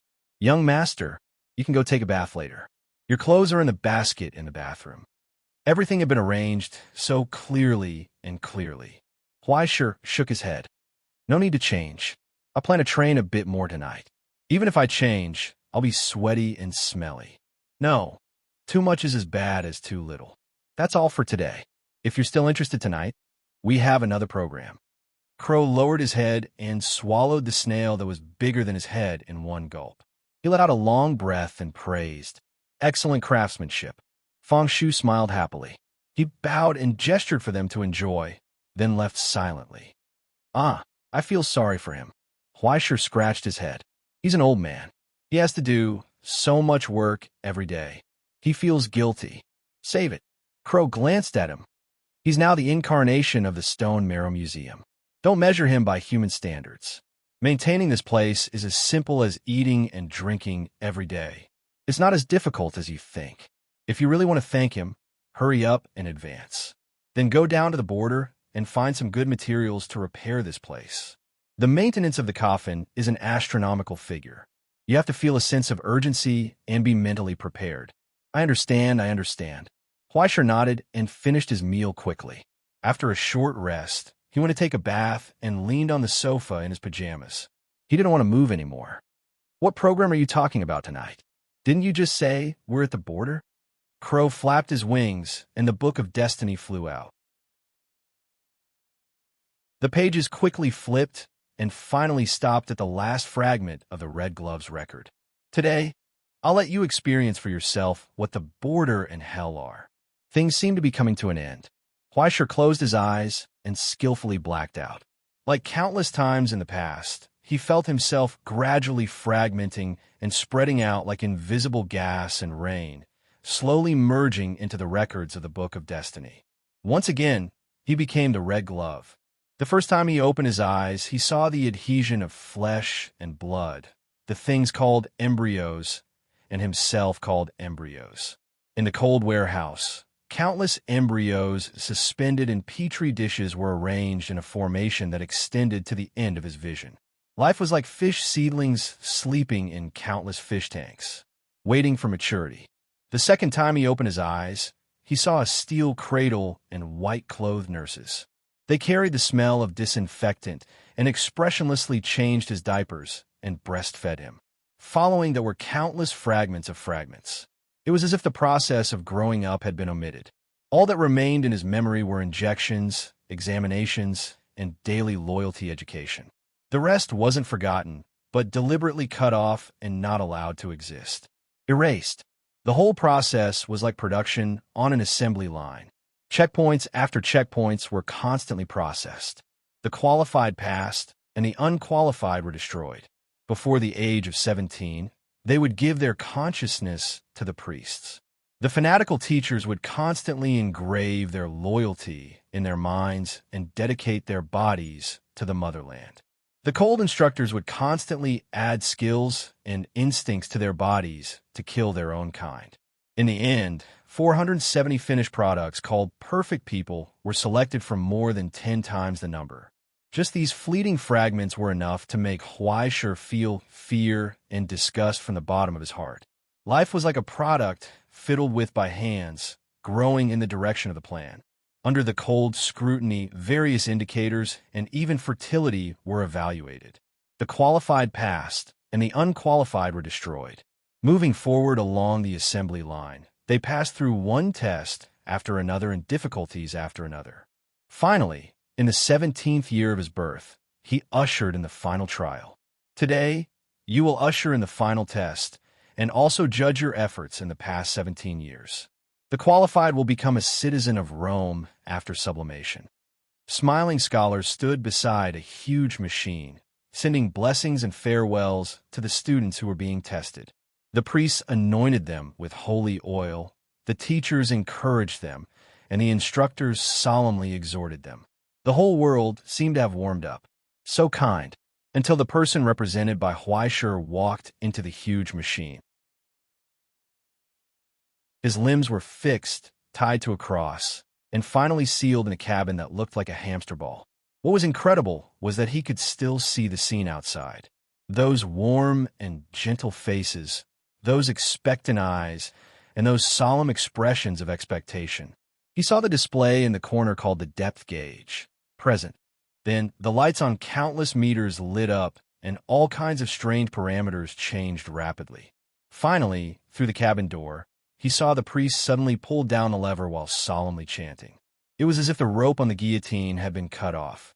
At that moment, violent tremors began. In a dizzying, sharp sound, something seemed to be stripped away. Perhaps it was reason, perhaps it was air, or perhaps it was something that human beings relied on to exist. Order, he fell from the sky, but it seemed that he had always been there. The bubble of reality was broken, and he peeked at the scene hidden behind the curtain. In the intense dizziness and pain, he saw endless yellow sand outside the cabin, as if the desolation and loneliness extended to the end of the world. The sky was full of cracks, and even a black gap appeared. Something huge flew past the broken sky, casting a ferocious shadow on the ground. There was a roaring sound in the wind.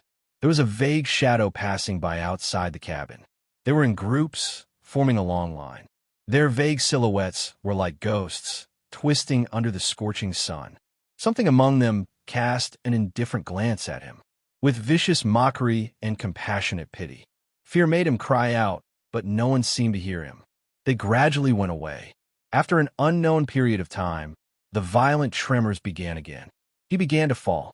More and more things were stripped away, or rather, he abandoned himself. He sank into an even deeper place. You're tuning in to the Warrior Lore YouTube channel. Don't forget to subscribe and join us on this journey to catch the most captivating stories.